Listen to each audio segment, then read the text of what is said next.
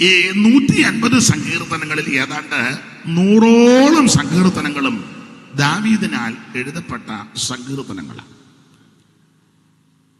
പിന്നീടുള്ള സങ്കീർത്തനങ്ങളെ ആസാഫ് എഴുതിയ സങ്കീർത്തനമുണ്ട്. ലേവി ഗോത്രത്തിൽ കോരയ്ക്ക് കുലത്തിൽ ബേരയ്ക്കാവിന്റെ മകനാകുന്ന ആസാഫിനാൽ എഴുതപ്പെട്ട സങ്കീർത്തനങ്ങൾ. യദുദൂൻ ചമച്ച സങ്കീർത്തനവും ഇതിനകത്ത് ചെലുത്തിയിട്ടുണ്ട്. ശലോമോനാൽ എഴുതപ്പെട്ടതായ സങ്കീർത്തനവും ഇതിന് അകത്ത് നമ്മൾ കാണുന്നുണ്ട്. കോരഹിന്റെ പുത്രന്മാര് 3 പേര്, അസൂർ, എൽക്കാന്, അബിയാസാവ്. പുറപ്പാട് 6:24 3 പേരുകൾ പരാമർശിക്കുന്നുണ്ട്. എടുത്തെങ്കിലും ഒന്ന് പെട്ടെന്ന് വായിച്ചു. 6:24 പുറപ്പാട്.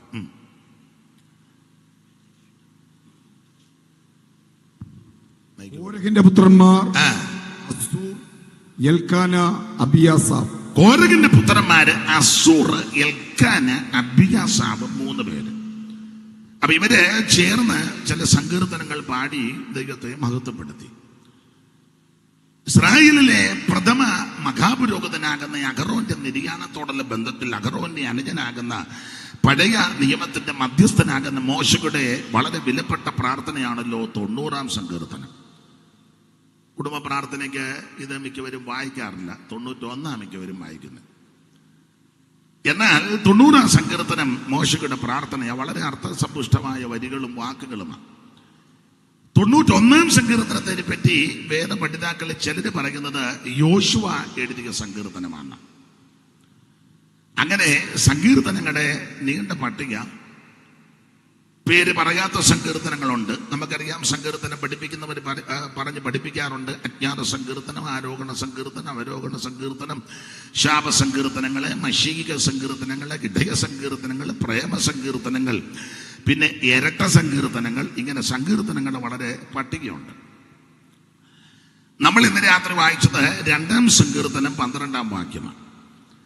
ഈ 2-ാം സങ്കീർത്തനം 12-ാം വാക്യത്തിൽ അവൻ കോപിച്ചിട്ട് നിങ്ങൾ വഴിയിൽ വെച്ച് നശിക്കാതിരിപ്പാൻ പുത്രനെ ചുംബിക്കണം. ഈ 2-ാം സങ്കീർത്തനം ആരാണ് എഴുതിയത് എന്ന് വ്യക്തമായ തെളിവ് അതിന്റെ തലക്കെട്ടിലില്ല. എന്നാൽ തിരുവെടുത്ത് പരിശോധിക്കുമ്പോൾ പഠിക്കുമ്പോൾ ഈ സങ്കീർത്തനം എഴുതിയത് ദൈവത്തിന്റെ ദാസനായ ദാവീദാണ്. ദാവീദാണ് ഈ സങ്കീർത്തനം എഴുതിയത് എന്ന് വ്യക്തമായ തെളിവുണ്ട്. ആദിമസഭയ്ക്ക് പീഡയുണ്ടായി. ആ പീഡയുണ്ടായപ്പോൾ ആദിമസഭ ഒരുമനപ്പെട്ട് പ്രാർത്ഥിച്ചപ്പോൾ 2-ാം സങ്കീർത്തനം ഉരുവിട്ടാണ് പ്രാർത്ഥിച്ചത്. പ്രാർത്ഥിക്കുന്നവരോടൊരു കാര്യം പറയാം, വിശേഷിച്ച് ദൈവമക്കൾ പ്രാർത്ഥിക്കുമ്പോൾ സന്ദർഭോചിതമായിട്ട് വാക്യങ്ങൾ ഉരുവിട്ട് പ്രാർത്ഥിക്കണം. അതിന് വചനം പഠിക്കണം. നമുക്ക് ആ കൂടെ 3 വാക്യം മിക്കവർക്കറിയാം. സഭായത്തിന് അന്നിലല്ലേ, എന്മനമേ യഹോവയെ വാഴ്ത്തുക, എന്നെ സർവാന്ന് അങ്ങ് പൊളിക്കാവാ. അത് തെറ്റാന്നല്ല, നല്ല വാക്യമാണ്. പിന്നെ ഞാൻ എന്നെ കണ്ട പർവ്വതങ്ങളിലേക്ക് ഉയർത്തുന്നു, അത് നല്ല വാക്യമാണ്, അത് കുഴപ്പമില്ല. പിന്നെ പറയും മനുഷ്യനിൽ ആശ്രയിക്കുന്നതിനേക്കാൾ. ഇത് കഴിഞ്ഞ പഞ്ചായത്ത് മെമ്പറെ കാണാനും ഇരിക്കുക. അപ്പൊ ഇങ്ങനെ 3-4 വാക്യങ്ങൾ. പിന്നെ ചില ബന്ധുക്കോസുകാര് കൊള്ളിച്ചു പറയും, യഹോവ എന്നോട് വാദിക്കുന്നവരോട് അമ്മായിയമ്മ മരുമകളെ നോക്കി, മരുമകൾ അമ്മായിയമ്മയെ നോക്കി, ഈ വീട്ടുകാർ ആ വീട്ടുകാരെ നോക്കിയൊക്കെ കൊള്ളിച്ച് പ്രാർത്ഥിക്കും. ഇങ്ങനെ ഏതാനും ചില വാക്യങ്ങള് വർഷങ്ങളായിട്ട് പഠിച്ചു വച്ചിരിക്കുക. ഇതെല്ലായിടത്തും അങ്ങ് ഇറക്കുക. എന്നാൽ തിരുവെടുത്ത് നന്നായിട്ട് പഠിച്ച് ഹൃദയത്തിൽ സംഗ്രഹിച്ച് അത് ദൈവ നടത്തിപ്പിൽ സന്ദർഭോചിതമായിട്ട് വാക്യങ്ങൾ ഉരുവിട്ട് ഉച്ചരിച്ച് പ്രാർത്ഥിച്ചാൽ വചനത്തിന് ശക്തിയുണ്ട്. അപ്പോൾ ആദിമസഭയ്ക്ക് പീഡയുണ്ടാകാൻ കാരണം സുന്ദരമെന്ന ദേവാലയ ഗോപുരത്തിൽ നിന്ന് മുടത്തൻ സൗഖ്യമായി.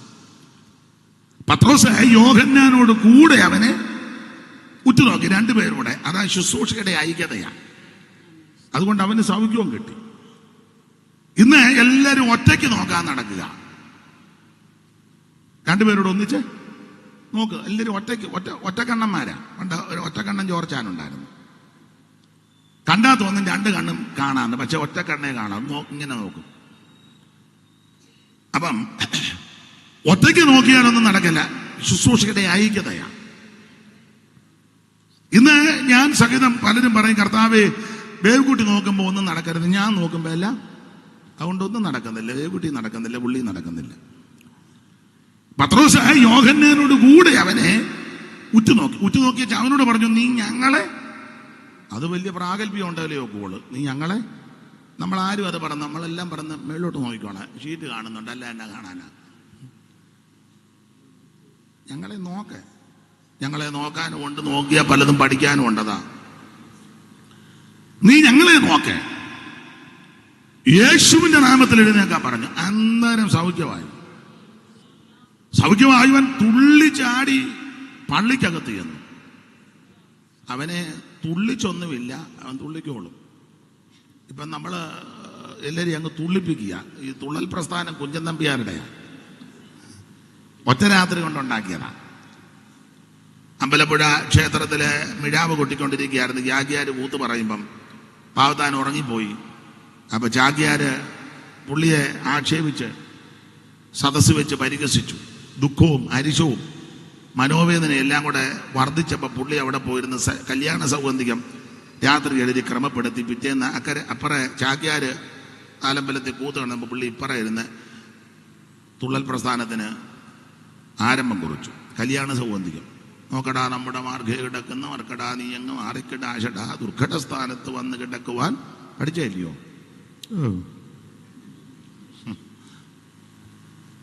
മർക്കടാ മർക്കടാ മർക്കടാ മർക്കടാ എന്ന് അങ്ങ് ആക്ഷേപിച്ചു. പുള്ളിയും തലേന്ന് അങ്ങനെ തന്നെ. അപ്പൊ അതിന് പുള്ളി മറുകണ്ഠം പൂട്ടി. മുഷ്കരന്മാരുണ്ട്. പണ്ടോരു മർക്കടത്താനല്ലയോ പാന്തികണ്ഠനെന്നുണ്ടായ നഗ്ധൻ ചരേന്ദ്രനെ വാലുകൊണ്ട് ആശു വരഞ്ഞു കെട്ടി സദാ 4 സമുദ്രങ്ങൾ ചാടിക്കിടന്നതും മറ്റൊരു ദേഹം മകവാരി രാശിയെ സത്വരം ചാടിക്കിടന്ന് ഞാൻ അജ്ഞസാശങ്ക കൂടാതെ നിശാചരവീരന്റെ ലങ്കയിൽ പുക്ക് ഭയങ്കരന്മാരായ കിങ്കരന്മാരെ പലരെ വധിച്ചതും തൻ കേളികാനനം തല്ലിത്തകർത്തതും ഹുങ്കാരമോട് രണത്തിനൊരുങ്ങിയ ലങ്കേശപുത്രന്റെ കണ്ഠം മുറിച്ചതും കൊള്ളിച്ചങ്ങോട്ട് എഴുതി.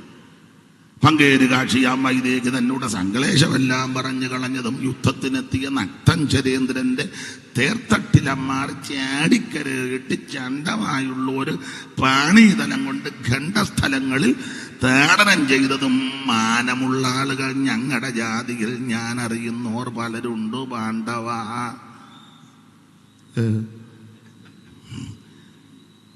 ഇത് പുള്ളി അങ്ങോട്ട് നല്ല വൃത്തത്തിൽ അങ്ങോട്ട് ചുമം ചാക്യാറിന്റെ അവിടെ ഇരുന്ന ആൾക്കാരെല്ലാം കൂടെ ഇവിടെ. പിന്നെ തുള്ളലിന്റെ അയ്യര് കളിയായിരുന്നു. അപ്പൊ ഇത് കുഞ്ഞൻ നമ്പി ആരായി? നമ്മൾ സ്കൂളിൽ പഠിച്ചതാ. തുള്ളൽ പ്രസ്ഥാനത്തിന്റെ ഉപജ്ഞാതാവ് ആര്? അപ്പൊ ആനുസർ പഠിച്ച പിള്ളേര് കലക്കത്ത് കുഞ്ഞൻ നമ്പി ആര്? തുള്ളൽ എത്ര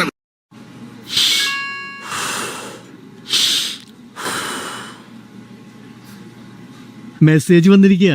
ഈ ആപ്പ് ഡൗൺലോഡ് ചെയ്ത് ഇൻവെസ്റ്റ് ചെയ്താ ഒറ്റ രാത്രി കൊണ്ട് ഷെയറിന്റെ വില ഡബിൾ ആകുന്നു. ഡൗൺലോഡ് ചെയ്യൂ, പണം നഷ്ടപ്പെടണമെങ്കിൽ. Doctor രോഗികുമാർ MBBS മണ്ടനല്ല. ഓർമ്മിക്കൂ, UPI പറയുന്നു. ആരെങ്കിലും എളുപ്പത്തിൽ പണം ഉണ്ടാക്കാൻ പ്രലോഭിപ്പിച്ചാൽ പറയൂ, ഞാൻ മണ്ടനല്ല. വന്നു കഴിയുമ്പോൾ നീ നൃത്തം ചെയ്ത് ദൈവത്തെ ആരാധിക്കും. അതിന് ഇളക്കമൊന്നും വേണ്ട.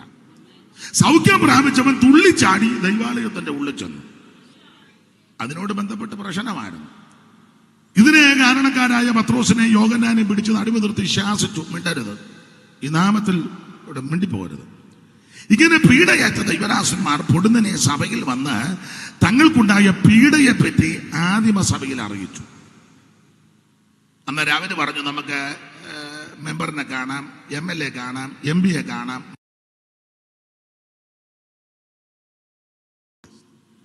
നിനക്ക് വല്ല ഗുണവും വരുന്ന മോളിൽ നിന്ന് ആണെന്ന്. എടാ, ഉന്നതന് മീതെ ഒരു ഉന്നതനുണ്ട്, അവന് മീതെ അത്യുന്നതൻ ജാഗരിക്കുക. നമുക്ക് വേണ്ടി യുദ്ധം ചെയ്യുന്നവൻ ദൈവമാണ്. ഇഷ്ടപ്പെട്ട പാർട്ടിക്ക് വോട്ട് കൊടുത്തു, പക്ഷേ നിനക്ക് വേണ്ടി വ്യവഹരിക്കുന്നവൻ ദൈവമാണ്. അപ്പൊ ശ്രദ്ധിക്കുക, ഇവര് ചെന്ന് കാര്യം പറഞ്ഞപ്പോൾ ഒരുമനപ്പെട്ട് പ്രാർത്ഥിച്ചപ്പോൾ 2-ാം സങ്കീർത്തനം ഉച്ചരിച്ചാ പ്രാർത്ഥിച്ചത്. 4:23 മുതൽ എന്ന് വായിച്ചേ. അപ്പോസ്തല പ്രവൃത്തി 4-ാം അധ്യായത്തിന്റെ 23 അല്ലേ ഒന്ന് വായിച്ചേ.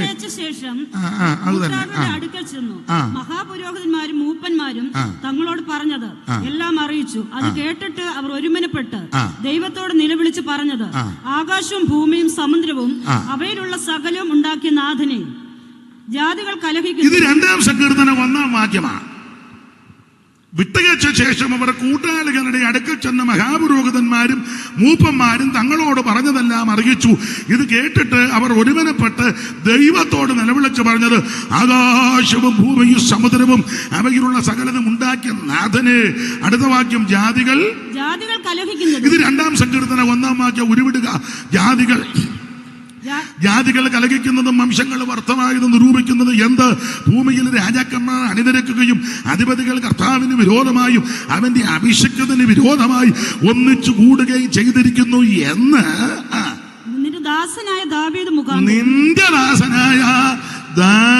മുഖാന്തരം പരിശുദ്ധാത്മാവിനാൽ. അപ്പൊ തെളിഞ്ഞു ഈ 2-ാം സങ്കീർത്തനം ദാവീദ. ഇനി ഇത് ഓർഡറിൽ തന്നെ 2 കൊണ്ട് വാക്യം. ഈ 2-ാം സങ്കീർത്തനം എഴുതിയത് ദാവീദാ. ഓർഡർ പഠിക്കുമ്പോഴും ഇത് 2-ാം സങ്കീർത്തനമാ. അത് പൗലോസ് തെളിയിക്കുന്നുണ്ടല്ലോ. പൗലോസിന്റെ പ്രസംഗവേളയിൽ എല്ലാം എടുക്കുന്നില്ല, അല്ലല്ല 13:30 വായിച്ചേ. അപ്പോസ്തല പ്രവൃത്തി 13:30 പെട്ടെന്ന് വായിര്, ഓടിച്ചു വായിര്. ദൈവമോ അവനെ മരിച്ചവരിൽ നിന്ന് ഉയർത്തെഴുന്നേൽപ്പിച്ചു. ദൈവമോ അവനെ മരിച്ചവരിൽ നിന്ന് ഉയർത്തെഴുന്നേൽപ്പിച്ചു എന്ന് പറഞ്ഞാൽ 2-ാം സങ്കീർത്തനത്തിന്റെ 7-ാം വാക്യം കൂടെ വായിച്ചെങ്കിലേ ഇത് ശരിയാകുള്ളൂ. ആദ്യം 2:7 വായിച്ചേ. 2:7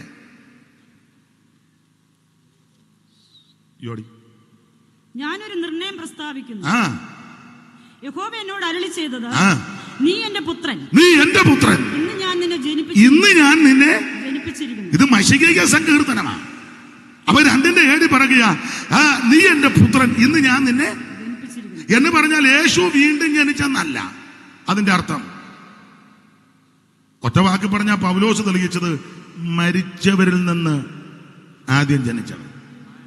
ആ വിഷയമാണ് 30-ാം വാക്യത്തിൽ തെളിയിക്കുന്ന. വായിര് 13:30 മുതല്. ദൈവമോ അവനെ മരിച്ചവരിൽ നിന്ന് ഉയർത്തെഴുന്നേൽപ്പിച്ചു. അവൻ തന്നോടുകൂടെ ഗലീലിൽ നിന്ന് യെരൂശലേമിലേക്ക് വന്നവർക്ക് ഏറിയ ദിവസം പ്രത്യക്ഷനായി. അവർ ഇപ്പോൾ ജനത്തിന് മുൻപാകെ അവന്റെ സാക്ഷികളാകുന്നു.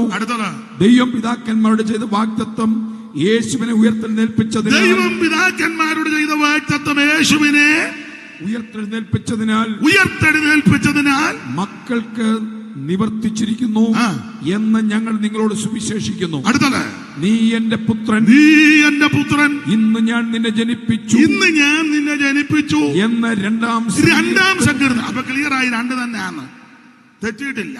1-2 ഇത് 2-ാം സങ്കീർത്തനമാണെന്ന് പൗലോസ് തെളിയിക്കുകയും ചെയ്തു. ആ 7-ാം വാക്യം അവൻ യേശു വീണ്ടും ജനിച്ചെന്നുള്ളതല്ല, അവൻ മരിച്ചവരിൽ നിന്ന് ഏകജാതനായി അവിടുന്ന് ഉയർത്തെഴുന്നേറ്റു. ദൈവത്തിന് മഹത്വം. ഈ സങ്കീർത്തനത്തിന് വളരെ പ്രാധാന്യമുണ്ട്. അപ്പോൾ 2-ാം സങ്കീർത്തനം ദൈവത്തിന്റെ ദാസനാകുന്ന ദാവീദ് എഴുതിയ സങ്കീർത്തനമാണ്. 1-2 കാര്യം പറഞ്ഞ ഭാഗം ഇടാം. ഇവരെല്ലാം ബൈബിൾ സ്കൂളിൽ പഠിപ്പിക്കുന്നവരും വേറെ വിഷയത്തിൽ അഗാധ ജ്ഞാനമുള്ളവരാ. ഞാൻ എന്തെങ്കിലും തെറ്റിക്കുകയാന്ന് ക്ഷമിച്ച് ദൈവത്തിന് മഹത്വം. അപ്പോൾ ഇവിടെ ഈ 2-ാം സങ്കീർത്തനത്തിന്റെ പശ്ചാത്തലം വേദപഠിതാക്കൾ പറയുന്നത്, ദാവീദാ ഇത് എഴുതിയത്. ഇതിന്റെ പശ്ചാത്തല ഭാഗം ഇസ്രായേലിലെ 2-ാമത്തെ രാജാവായി ദൈവം ദാവീദിനെ അഭിഷിക്തനായി നിയമിച്ചു, അവരോധിച്ചു. അപ്പൊ ദാവീദ് രാജാവായി കഴിഞ്ഞപ്പോഴാണ് കാര്യങ്ങൾക്കെല്ലാം ഒരു ക്രമീകരണം ഉണ്ടാകുന്നത്. തന്നെയല്ല, പെട്ടകമൊക്കെ ദാവീദാ കൊണ്ടുവന്നത്. ഇങ്ങനൊരു വാക്യമുണ്ട്, ശൗലിന്റെ കാലത്ത് അതിന് ഗണ്യമാക്കില്ല. പുള്ളിക്കാരൊന്നും നേരവും ഇല്ല. പുള്ളി എപ്പോഴും ഇങ്ങനെ ഈ മാതളപ്പഴമൊക്കെ തിന്ന് കാറ്റുമൊക്കെ കൊണ്ട് ഇങ്ങനെ പരുവക്കേടി കിടക്കും. ഒന്നാതെ ഭൂതവാ. 14:1 വായിച്ചേ. ശാമുവേലിന്റെ 1-ാം പുസ്തകം 14:1. ഇന്ന് വാക്യം വായി ചൂപ്പാട് വരും ചാടിക്കടാന്ന് വായിക്കണം, ഒരുങ്ങിയിരുന്നോണം. ഒരു ദിവസം ശൗലിന്റെ മകൻ യോനാഥാൻ തന്റെ ആയുധവാഹകനോട് വരിക, ആയുധവാഹകനായ ബാല്യക്കാരനോട് വരിക, നാം അങ്ങോട്ട് ഫെലിസ്ത്യരുടെ പട്ടാളത്തിന് നേരെ ചെല്ലുക എന്ന് പട്ടാളത്തിന് നേരെ നമുക്ക് ചെല്ലണം. അടുത്തത് അവൻ അപ്പനോട് പറഞ്ഞില്ല. യോനാഥാൻ അപ്പനോട് പറഞ്ഞില്ല, ഏതാ ശൗലിനോട് പറഞ്ഞില്ല. അടുത്തത് ശൗൽ ഗിബെയുടെ അതിരിങ്കൽ മിഗ്രോനിലെ മാതള നാരകത്തിന്റെ കീഴിലിരിക്കുകയാണ്. മാതളങ്ങയൊക്കെ അടിച്ച് പെരുത്ത് തോടുമെല്ലാം തേനിനകത്ത് ചാലിച്ച് കവളയിലെ കരിമങ്ക കളയാൻ ആർക്കും ഒന്നും അറിയാൻ മേല, എല്ലാം പരിശുദ്ധര്. ജ്യൂസുമൊക്കെ അടിച്ച് പുള്ളി ഇങ്ങനെ ഇരിക്കുക, കാറ്റുമൊക്കെ കൊണ്ട് ഫെലിസ്ത്യ പട്ടാളം കയറി ദേശം കൈയടക്കുക. അതിന് ഇയാളിതൊന്നും പുള്ളിക്കുന്നൊന്നും വിഷയമല്ല. അതിന് കാരണമുണ്ട്. 18:11 മുതലൊന്ന് വായിച്ച്. ശാമുവേലിന്റെ 1-ാം പുസ്തകം 18:11 മുതൽ, കണ്ണിക തുടങ്ങുന്നത് മുതൽ. പിറ്റേന്നാൾ ദൈവത്തിന്റെ പക്കൽ നിന്നുള്ള ദുരാത്മാവ് ശൗലിന്റെ മേൽ വന്നു. അതാ പുള്ളി ഇതൊന്നും ഗണ്യമാക്കാത്ത. പിറ്റേന്നാൾ ദൈവത്തിന്റെ പക്കൽ നിന്ന് ദുരാത്മാവ് ശൗലിന്റെ മേൽ വന്നു. ഉറഞ്ഞു പറഞ്ഞെന്ന് അടുത്ത വാക്യം വായിര്. അവൻ അരമനയ്ക്കകത്ത് ഉറഞ്ഞു പറഞ്ഞു. എന്തുവാ പറഞ്ഞെന്നുള്ളത് നമുക്ക് പൊതുവെ പറയാനൊക്കത്തില്ല. മിക്കവാറും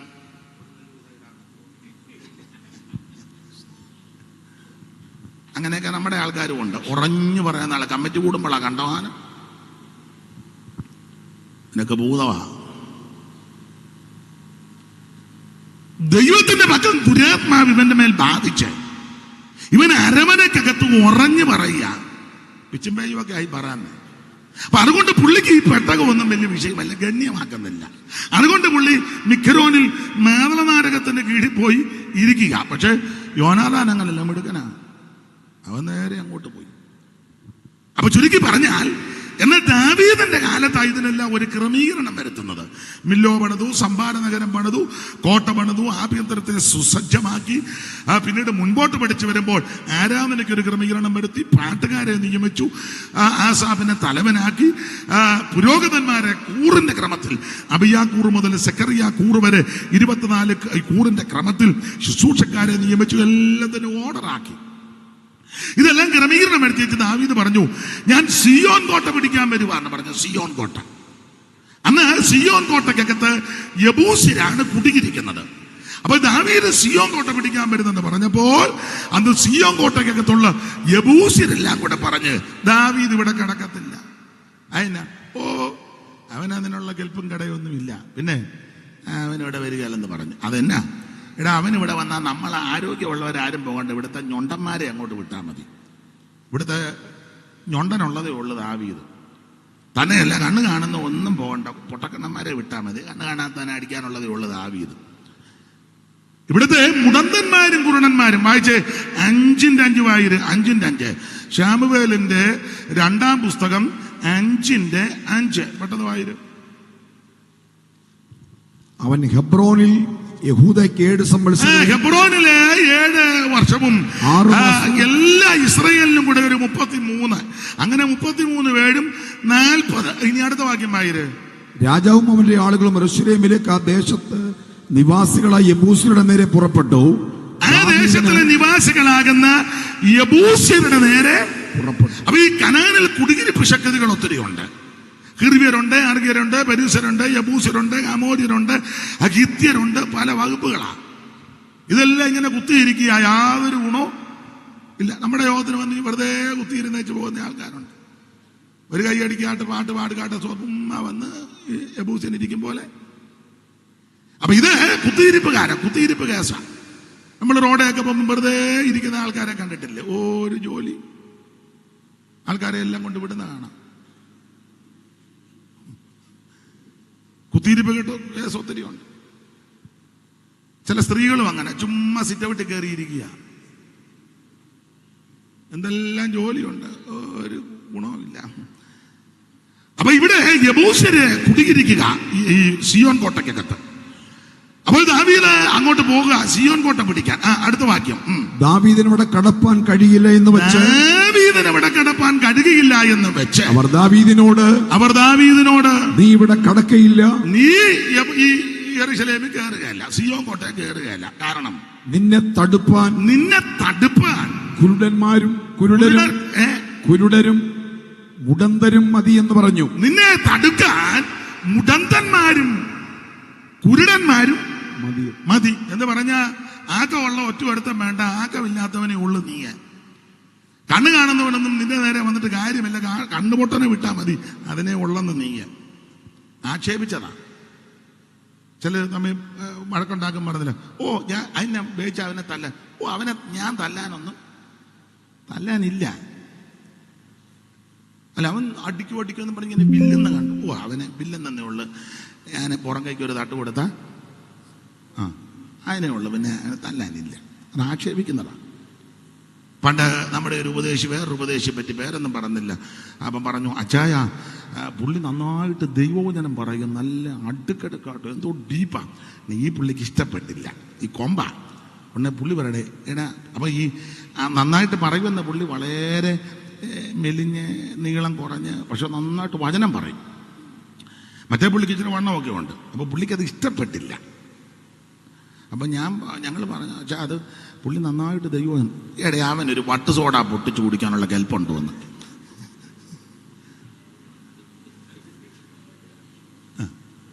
വട്ട് സോഡ പൊട്ടിക്കണമെങ്കിൽ ആക്ഷേപിച്ച് പറഞ്ഞതാ. അവനൊരു വട്ട് സോഡ പൊട്ടിച്ചു കുടിക്കാനുള്ള അവനാന്നോ ഡീപ്പായിട്ട് പറയുന്നത്. പുള്ളി ഓർത്തത് ആരോഗ്യം അനുസരിച്ചാ വചനം എന്ന് പറഞ്ഞ പോലെ ആക്ഷേപിച്ചതാ. ദാവീദ് ഇവിടെ കിടക്കത്തില്ല.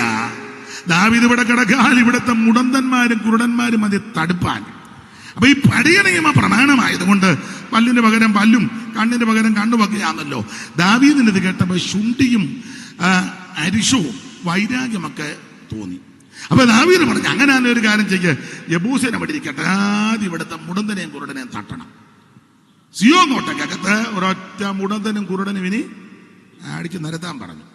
അങ്ങനെ അടിച്ചു നിരത്തി വന്ന കൂട്ടത്തിലായിരുന്നു നമ്മുടെ മെബീബോശത്ത് ലോദേവാരി പോയത്. അയാൾ പേടിച്ച് രക്ഷപ്പെട്ടു.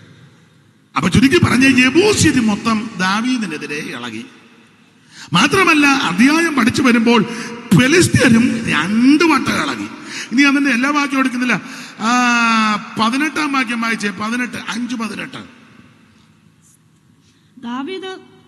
ദാവീദ് ആരെങ്കിലും യെബൂസ്യരെ തോൽപ്പിച്ചാൽ അവർ നീർപ്പാത്തിയിൽ കൂടി കയറി ദാവീദിന് വെറുപ്പായുള്ള മുടന്തരെയും കുരുടരെയും പിടിക്കട്ടെ എന്ന് പറഞ്ഞു. ആദ്യം മുടന്തരെയും കുരുടനെയും പിടിക്കാൻ. അപ്പൊ ഇത് കേട്ടപ്പോൾ യോനാഥാന്റെ മകനാകുന്ന ശൗലിന്റെ കൊച്ചുമാനാകുന്ന ദാത്രി എടുത്തുകൊണ്ട് ഓടിയപ്പോൾ 5 വയസ്സ് താഴെ വീണും മുടന്തനായ മെബീബോശത്ത് ഈ വാർത്ത കേട്ടാണ് രക്ഷപ്പെട്ട് ലോദേവാരിൽ അമ്മിയേലിന്റെ മകനാകുന്ന മാഖീരിന്റെ വീട്ടിൽ പോയത്. ഈ സന്ദർഭത്തിലാണ് പോയത്. അത് പോട്ടെ. അപ്പൊ ഈ മുടന്തനും കുരുടനെയും പിടിക്കാൻ പറഞ്ഞു. അടുത്ത വാക്യം വായില്ലേ. അതുകൊണ്ട് കുരുടരും മുടന്തന്മാരും അല്ലെന്ന് 18-ാം വാക്യം. 5:18. ഫെലിസ്ത്യർ വന്ന് വരട്ടെ വായിക്കേ. രെഫായീം താഴ്വരയിൽ പരന്നു. അപ്പോൾ ദാവീദ് യഹോവയോട്, ഞാൻ ഫെലിസ്ത്യരുടെ നേരെ പുറപ്പെടണമോ? ഞാൻ ഫെലിസ്ത്യന്റെ നേരെ പുറപ്പെടണോ? അവരെ എന്റെ കയ്യിൽ ഏൽപ്പിച്ചു തരുമോ എന്ന് ചോദിച്ചു. അടുത്തത്, പുറപ്പെടുക, ഞാൻ ഫെലിസ്ത്യരെ നിന്റെ കയ്യിൽ ഏൽപ്പിക്കുമെന്ന്. പിന്നെ ബാഗാവൃക്ഷങ്ങളുടെ ഇടയിലെ അണിയണിയായി ശബ്ദമൊക്കെ കേട്ട ചരിത്രം അറിയാതെ ആ ഭാഗത്തേക്ക് പോകുന്നില്ല. അപ്പൊ ചുരുക്കി പറഞ്ഞാൽ യെബൂസ്യര് ഒന്നടങ്കം എതിർത്തു. ഫെലിസ്ത്യരും ദാവീദിന് വിരോധമായി ഒന്നിച്ചു കൂടി. ഇവരെല്ലാം കൂടെ കൂടിയേച്ച് പറഞ്ഞ് ഇവനെ വക വരുത്തണമെന്ന് പറഞ്ഞു. ആ സന്ദർഭത്തിലായി സങ്കീർത്തനം എഴുതിയത്. അതാ പറഞ്ഞത്, ജാതികൾ കലഹിക്കുന്നതും വംശങ്ങൾ വ്യർത്ഥമായതും നിരൂപിക്കുന്നു. ഫെലിസ്ത്യ ശക്തികൾ മുഴുവൻ, ഫെലിസ്ത്യൻ എന്ന് പറഞ്ഞാൽ ശപിക്കപ്പെട്ട ഇനമാ, എന്നാലും മൂപ്പ ശാപമാന്നേലും പിന്നെ അഹങ്കാരികളാ. ആരാ? പിന്നെ ഞാൻ വിവരിക്കുന്നില്ല.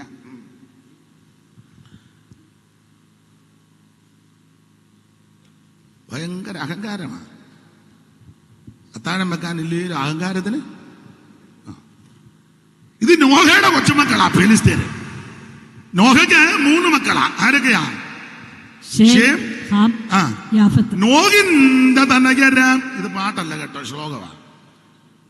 നോഹിന്റെ തനകരാം യാഫത്തും ഷേമും ഹാമും മോഹനഗാത്രികളാം അവർ തൻ ഭാര്യമാരും നോകും.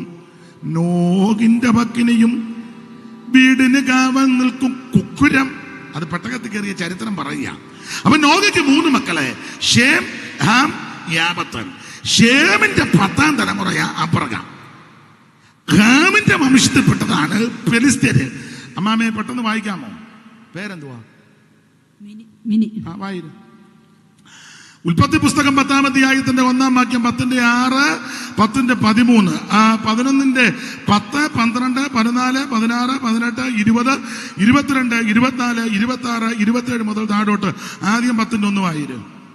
നോഹയുടെ പുത്രന്മാരായ ഷേം, ഹാം, യാഫത്ത്. നോഹയുടെ പുത്രന്മാരായ ഷേം, ഹാം, യാഫത്ത് 3 മക്കള്. അതില് ഷേമിന്റെ വംശത്തിൽപ്പെട്ടതാണ് അബ്രഹാം. 11-ന്റെ 10 വലത്തുവശത്ത് മേളിൽ 11-10 താളിഞ്ഞോട്ട് മറിച്ചു. ഷേമിന്റെ വംശപാരമ്പര്യമാവിത്. ഷേമിന്റെ വംശപാരമ്പര്യമാവിത്. ഷേമിന് 100 വയസ്സായി. ഷേമിന് 100 വയസ്സായപ്പോൾ ജലപ്രളയത്തിന് മുമ്പ് 2 സംവത്സരം കഴിഞ്ഞപ്പോൾ അർപ്പക്ഷാദിനെ ജനിപ്പിച്ചു. 12-ാം വാക്യം അർപ്പക്ഷാദിന് 35 വയസ്സായപ്പോൾ അവൻ ശാലേഖനെ ജനിപ്പിച്ചു. 14-ാം വാക്യം ശാലേഖന് 30 വയസ്സായപ്പോൾ അവൻ ഏബരിനെ ജനിപ്പിച്ചു. 16-ാം വാക്യം ഏബരിന് 34 വയസ്സായപ്പോൾ അവൻ പെലേഗിനെ ജനിപ്പിച്ചു. 18-ാം വാക്യം പെലേഗിന് 30 വയസ്സായപ്പോൾ അവൻ രയൂവിനെ ജനിപ്പിച്ചു. 20-ാം വാക്യം രയൂവിന് 32 വയസ്സായപ്പോൾ അവൻ ഷെറൂഗിനെ ജനിപ്പിച്ചു. 22-ാം വാക്യം ഷെറൂഗിന് 30 വയസ്സായപ്പോൾ അവൻ നാഗോറിനെ ജനിപ്പിച്ചു. 24-ാം വാക്യം നാഗോറിന് 29 വയസ്സായപ്പോൾ അവൻ തേറകിനെ ജനിപ്പിച്ചു.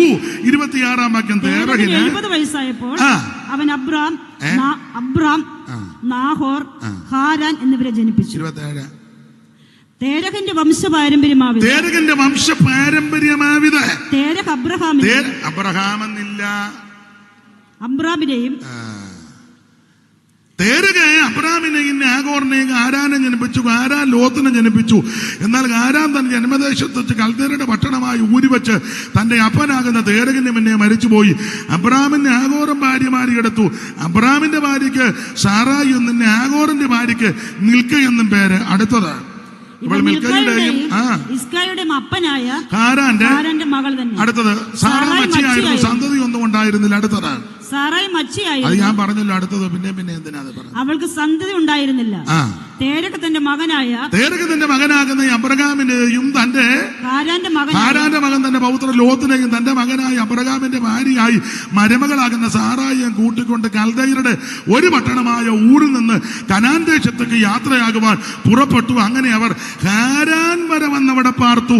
തേരകിന്റെ ആയുഷ്കാലം 205 സംവത്സരം. തേരക് ഹാരാന് വെച്ച് മരിച്ചു. പുള്ളി അവിടെ മരിക്കട്ടെ. അപ്പൊ ഇത് അബ്രാമ്യ പാരമ്പര്യമാണ്. നോഹയ്ക്ക് 3 മക്കൾ, ഷേം, ഹാം, യാഫത്ത്.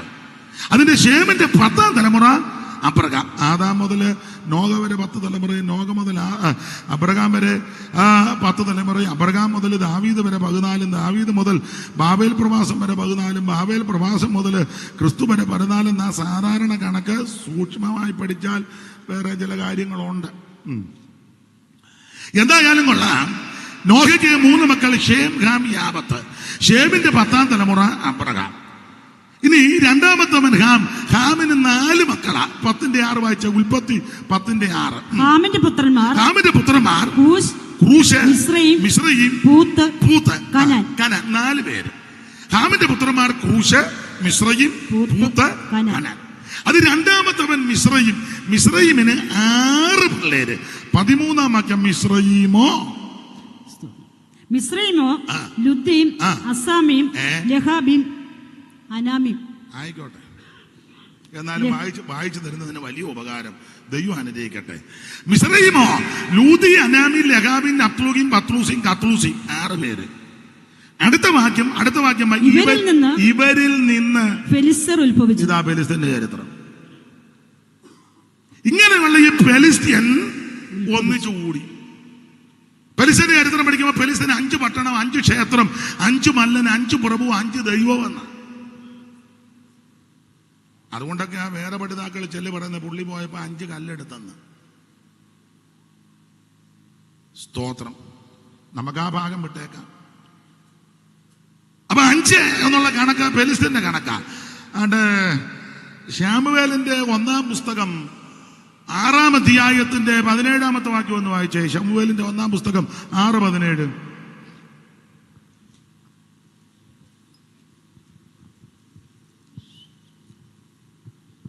ഫെലിസ്ത്യർ യഹോവയ്ക്ക് പ്രായശ്ചിത്തമായി ഫെലിസ്ത്യര് യഹോവയ്ക്ക് പ്രായശ്ചിത്തമായിട്ട് കൊടുത്തു വെച്ച പൊന്നുകൊണ്ടുള്ള മൂലക്കുരുക്കൾ അസ്തോദിന്റെ പേർക്കൊന്ന്, ഗസയുടെ പേർക്കൊന്ന്, അസ്കലോന്റെ പേർക്കൊന്ന്, ഗത്തിന്റെ പേർക്കൊന്ന്, യക്രോന്റെ പേർക്കൊന്ന്. 5. അത് 5 പട്ടണമാണ്. ഇനി 5 പ്രഭു. ആ 18-ാം വാക്യം വായിച്ചേ. 5 പ്രഭു 18. പൊന്നുകൊണ്ടുള്ള ഉറപ്പുള്ള പട്ടണം നാട്ടുപുറങ്ങളിലെ പൊന്നുകൊണ്ടുള്ള എലികൾ. അതിന് എലിയോട് വലിയ താല്പര്യമില്ലെന്ന് തോന്നില്ലയോ? എലിപ്പനി വരും, അതുകൊണ്ടായിരിക്കാം. എന്നാലും വായിച്ചോ. പൊന്നുകൊണ്ടുള്ള എലികൾ. എന്നാളൊരാളെ വെച്ച് പൊന്നുകൊണ്ടുള്ള എലിയുടെ ഇരിപ്പ് കണ്ടാ മിക്കാറും പൊന്നുകൊണ്ട് തന്നെ. ആ പൊന്നുകൊണ്ടുള്ള എലികളും ഉറപ്പുള്ള പട്ടണങ്ങളും നാട്ടിൻപുറങ്ങളിലെ ഗ്രാമങ്ങളുമായി. അടുത്തത് 5 പ്രഭുക്കന്മാർ. അപ്പോൾ ഫെലിസ്ത്യർക്ക് 5 പ്രഭു, 5 ദൈവം, 5 പട്ടണം, 5 ക്ഷേത്രം, 5 മല്ലൻ. ഇവരെല്ലാം കൂടെ ഒന്നിച്ചു. ഈ 5 പട്ടണത്തിലെയും ഫെലിസ്ത്യർ ഒന്നിച്ചു. സിയോൻ കോട്ടയ്ക്കകത്തിരുന്ന യെബൂസ്യർ ഒന്നിച്ചു. ഇവരെല്ലാം കൂടെ ഒറ്റക്കെട്ട ചരട് പിടിച്ചതുപോലെ ഒറ്റക്കെട്ടായിട്ട് നിന്നേച്ച് പറഞ്ഞു, ദാവീദിനെ വകവരുത്തണമെന്ന്. എന്റെ വേലക്കാരോടും ബഹുമാന്യ കർത്തദാസന്മാരോട് പറയാ, ഞാൻ നിങ്ങളോട് പറയണ്ട, നിങ്ങൾക്കെല്ലാം അറിയാം.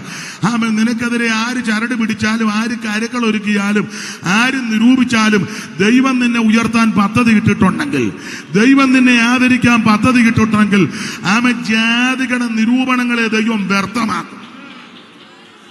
Praise the Lord. അനുഭവിക്കുന്ന ദൈവമക്കൾ ഇന്ന് രാത്രി ദൈവത്തിന് മഹത്വം കൊടുക്കുക.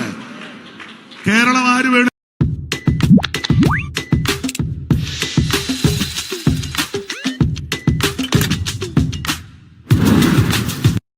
ആ ദൈവം നമ്മെ ചുമതലപ്പെടുത്തിയിരിക്കുന്നത്. ആര് ഭരിച്ചാലും കൊള്ളാം, ആരിവിടെ അത് കാര്യങ്ങൾ നടത്തിയാലും കൊള്ളാം, തന്റെ ജനത്തെ ഭദ്രമായി സൂക്ഷിക്കുന്ന ഒരു ദൈവ സ്വർഗത്തിലുണ്ട്. അനർത്ഥ ദിവസത്തിൽ കൂടാരത്തിൽ ഒളിപ്പിച്ച് തിരുനിവാസത്തിന്റെ മറവിൽ നിന്നും മറച്ച് പാറമേൽ നിന്നെ ഉയർത്തുവാൻ കഴിവുള്ളൊരു ദൈവം നമുക്ക് വേണ്ടി സ്വർഗത്തിലുണ്ട്. വിശ്വസിക്കുന്നവർ ഇന്ന് രാത്രി ദൈവത്തിന് മഹത്വം കൊടുക്കുക.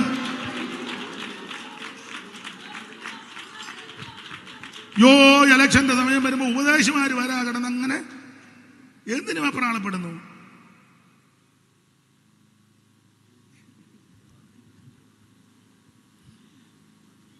എടാ പൊട്ട, രാജാക്കന്മാരുടെ ഹൃദയം യഹോവയുടെ കയ്യിൽ നീർത്തോട് പോലെ. ഇഷ്ടമുള്ള ദിക്കിലേക്ക് ദൈവം അങ്ങ് തിരിക്കും. നീ മുട്ടയിലിരുന്നാ മതിയെന്നായി പറഞ്ഞതിന്റെ അർത്ഥം. Praise the Lord. പ്രാർത്ഥിക്കുന്ന നിനക്ക് വേണ്ടി നിയമങ്ങളെ തിരുത്തുമെന്ന്, പ്രാർത്ഥിക്കുന്ന നിനക്ക് വേണ്ടി അധികാരികളോട് ദൈവം ഇടപെടും, പ്രാർത്ഥിക്കുന്ന നിനക്ക് വേണ്ടി ദൈവം യുദ്ധം ചെയ്യും, പ്രാർത്ഥിക്കുന്ന നിനക്ക് വേണ്ടി ദൈവം ദൂതനെ ഇറക്കും, പ്രാർത്ഥിക്കുന്ന നിനക്ക് വേണ്ടി സ്തോത്രം ദൈവം അത്ഭുതം ചെയ്യും. അനുഭവിക്കുന്നവർ ഇന്ന് രാത്രി ദൈവത്തിന് മഹത്വം കൊടുക്കുക. ഹല്ലേലൂയ.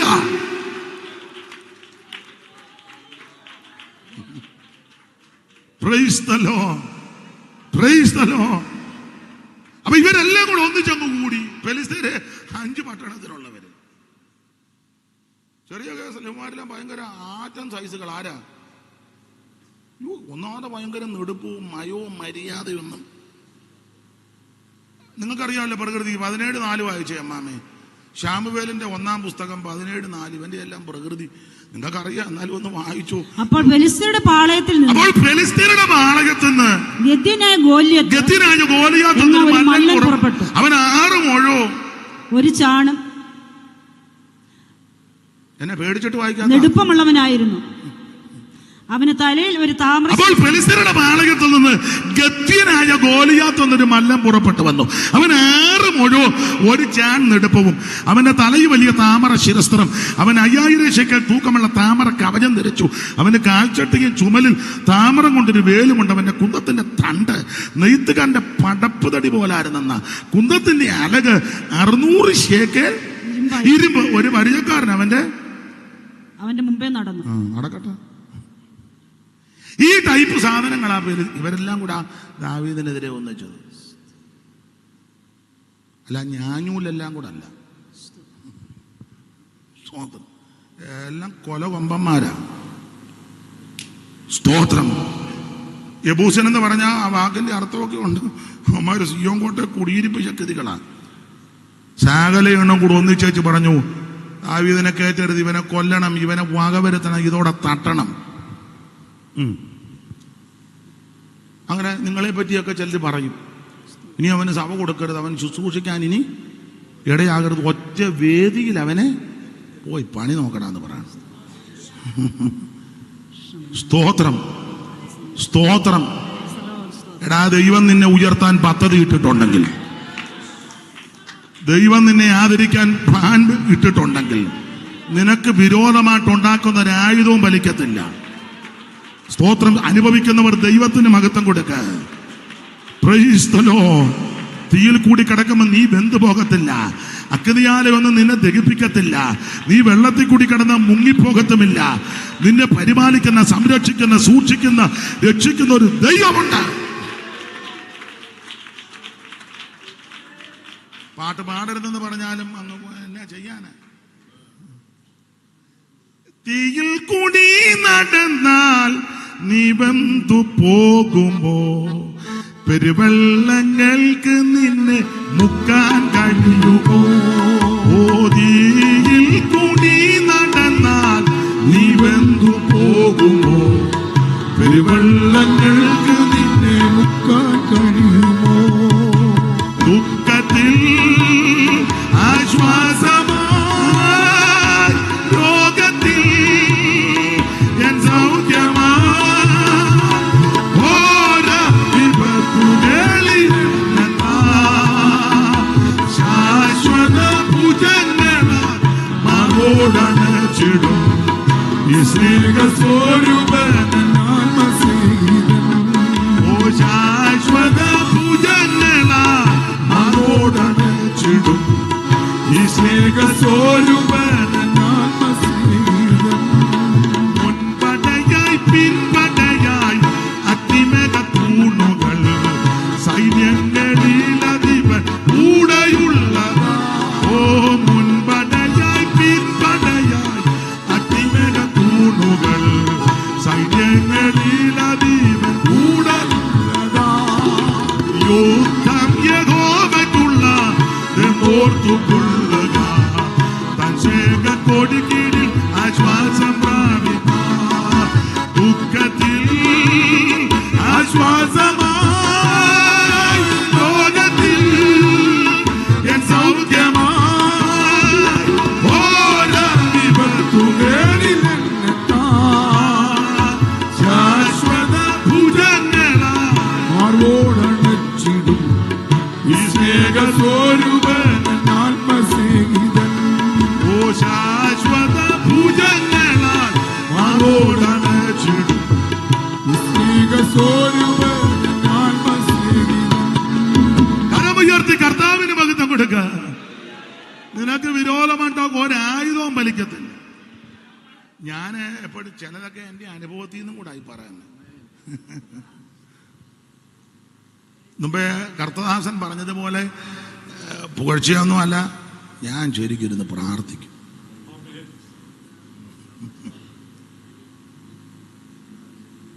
സ്തോത്രം. പ്രാർത്ഥിക്കാൻ പ്രാഗൽഭ്യവും വേണം.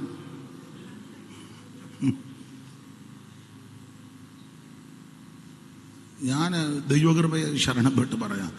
വെളുപ്പിനെയൊക്കെ എഴുന്നേറ്റ് ഞാൻ താമ്പാറടിച്ച് പാട്ട് പാടി ആത്മാവി നിറയും. തമ്പേർ മേടിച്ച് വെച്ചിരിക്കും. വെളുപ്പിനെ ആമ്പാറടി ഞാൻ വീട്ടിൽ തമ്പേറടിച്ച് പാടുമ്പം വീട്ടിലുള്ളവരെല്ലാം എൻ്റെ കൂടെ പാടുന്നില്ല. ആ വീട്ടിലൊരിടത്തിന് ഞാൻ കിടത്തുകയില്ല.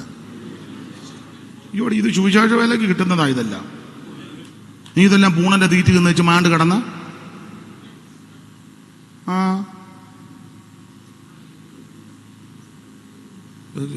കേസ് വേറെയാ. വെളുപ്പിനെ എഴുന്നേറ്റ് പാട്ട് പാടും ഞാൻ. തൊണ്ട കടഞ്ഞ ദിവസങ്ങളും അതുപോലെ ക്ഷീണമാകുന്നതിലും ഉള്ളൊരു ഇച്ചിരി മയം. പാട്ട് പാടും. എന്നോട് ചോദിക്കുന്നത് എങ്ങനെ ഈ പാട്ടെല്ലാം ഇങ്ങനെയാ പഠിക്കുന്നത്? രാവിലെ എഴുന്നേറ്റ് 5-6 പാട്ട് പാടും. അറിയാൻ മേലാത്ത പാട്ടാണെങ്കിൽ അത് 10 ദിവസം പാടുമ്പോൾ 11 ദിവസം കാണാപ്പാടം പഠിക്കുക. അങ്ങനെ പഠിക്കുന്നത്. സ്തോത്രം പേര് പറഞ്ഞു സ്തോത്രം ചെയ്യും. നശിക്കാനല്ല, നന്നാകാൻ. Praise the Lord. നീ മുട്ടയിലിരുന്നാ മതി. ഇപ്പം മുട്ടയിലിരിക്കാൻ പലർക്കും നേരം.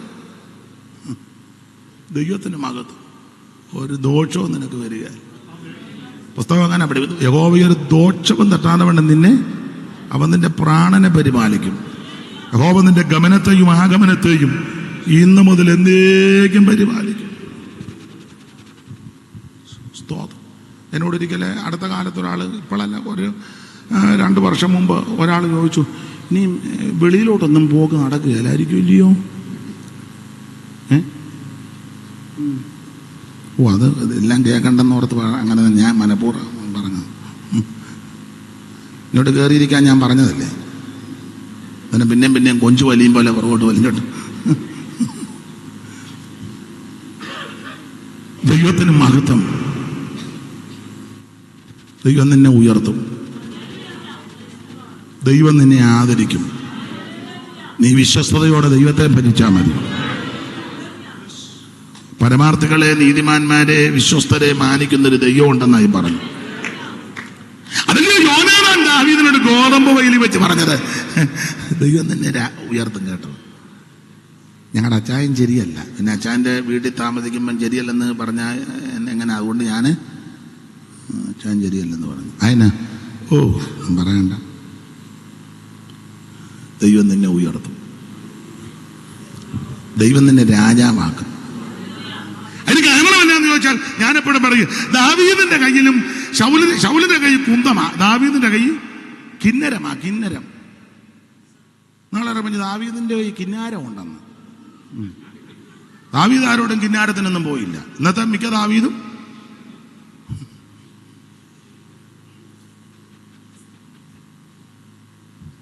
ദാവീദ് കിന്നരമായി. എൻ്റെ ഭാഷയെ പറഞ്ഞ പുള്ളി ദൈവത്തെ ആരാധിക്കുക. അയാൾ കുന്തമായിട്ട് ഇങ്ങനെ ഇരിക്കുക. കസാരെ ആരെ കണ്ടാലും കുത്തും. വിചടിച്ച് ദാവീദിനെ കണ്ട ഒത്തിരി കുത്തിയതെല്ലാം ഭിത്തിയില്.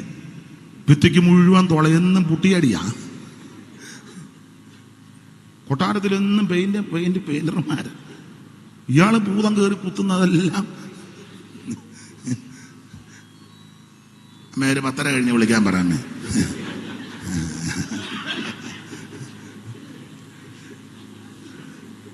അമ്മ 8:30 കണ്ടാ പറഞ്ഞിറങ്ങിയത്. ഇനി അത് ആരുടെയാന്ന് അവർക്ക് 2 പേർക്കും അറിയാൻ മേല. അപ്പൊ ശ്രദ്ധിച്ചേ, ശൗലിന്റെ കയ്യിൽ കുന്തം, ദാവീദിന്റെ കയ്യിൽ കിന്നരം. കുന്തമെടുത്തവൻ ഒടുവിൽ കുന്തത്തെ കയറി.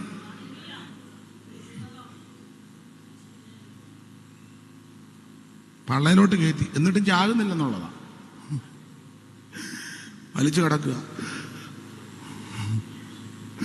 വലിച്ചപ്പോൾ പുള്ളി പുറകോട്ട് നോക്കിയപ്പോൾ ഒരുത്തൻ നിൽക്കുന്നു. നീ ആരാന്ന് ചോദിച്ചു. ഞാനാ മാലിക്, എന്നെ കൊല്ലടാന്ന് പറഞ്ഞു. അവള് പറയാം, എൻ്റെ ജീവൻ മുഴുവൻ എന്നിൽ ഇരിക്കുന്നെന്ന്, പോകുന്നില്ലെന്ന്. ഈ കുന്തമായിട്ട് ഒത്തിരി ഓടിയതല്ലേ. സ്തോത്രം. കിന്നരം വായിച്ചവനോ ദൈവത്തിന് മഹത്വം. ഞാൻ ആ ഭാഗത്തേക്ക് പോകുന്നില്ല. വചനത്തിൽ തിട്ടം, വിശേഷിച്ച് മുണ്ടത്താനംകാർക്ക് വചനത്തിലൊക്കെ തിട്ടമുള്ളത് കൊണ്ടാണ് ആ റൂട്ടിൽ കൊണ്ടൊന്ന് പോയത്. അപ്പൊ എല്ലാവരും തനിക്ക് വിരോധമായി. ഫെലിസ്ത്യരും യബൂസ്യരും 5 പട്ടണങ്ങൾ എല്ലാം വിരോധമായി ഒന്നിച്ച് സംഘം ചേർന്നപ്പോൾ, അതുകൊണ്ടാണ് ദാവീദ് പറഞ്ഞത്, ജാതികൾ കലഹിക്കുന്നതും വംശങ്ങൾ വ്യർത്ഥമായത് നിരൂപിക്കുന്നതും എന്താ. ഞാൻ സങ്കീർത്തനമല്ല വിഷയം, പക്ഷെ അതിന്റെ 4-ാം വാക്യത്തിലാണെന്ന് സ്വർഗത്തിലിരിക്കുന്നവൻ ചിരിക്കുന്നെന്ന് അല്ലേ വായിച്ചേ. സ്വർഗത്തിൽ വസിക്കുന്നവൻ ചിരിക്കുന്നു, സ്വർഗത്തിൽ വസിക്കുന്നവൻ ചിരിക്കുന്നു. ചിരിക്കുന്നു, ചിരിക്കുന്നു. 39-ാം സങ്കീർത്തനത്തിലുമുണ്ട് സ്വർഗത്തിൽ വസിക്കുന്നവൻ കർത്താവ് അവരെ നോക്കി. 39-13 അമ്മാമേ?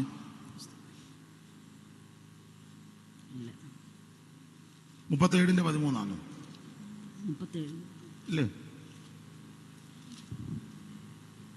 കർത്താവ് അവനെ നോക്കി ചിരിക്കും. കർത്താവ് അവനെ നോക്കി ചിരിക്കും. എല്ലാ ഭാഗവും പോകുന്നില്ല. 2-ാം സങ്കീർത്തനത്തിന് 4 പറയാ സ്വർഗത്തിലിരിക്കുന്നവൻ ചിരിക്കുന്നു. ഇത് മശീക സങ്കീർത്തനമാണ്. ഈ പെലിസ്തർ ഒന്നിച്ചു കൂടുകയും യബൂസ്യര് ഒന്നിച്ചു കൂടുകയൊക്കെ ചെയ്ത് ഡയലോഗ് അടിക്കുമ്പം സ്വർഗത്തിരിക്കുന്നവൻ ചിരിക്കുക. 5-ാം അധ്യായത്തിലാണ് ഇവന്മാര് ഇതെല്ലാം കൂടെ കൂടുന്നത്. അന്നേരം സ്വർഗത്തിരിക്കുന്നവൻ ചിരിക്കുന്ന എന്നാന്നറിയാമോ? അതാ അതിലൊക്കെ വിചിത്രം. 5-ാം അധ്യായത്തിൽ ഇവർ ഒന്നിച്ചു കൂടിയേച്ച് ദുരാലോചനയെല്ലാം കഴിച്ചപ്പോൾ സ്വർഗത്തിരിക്കുന്നവൻ ചിരിക്കുന്നു.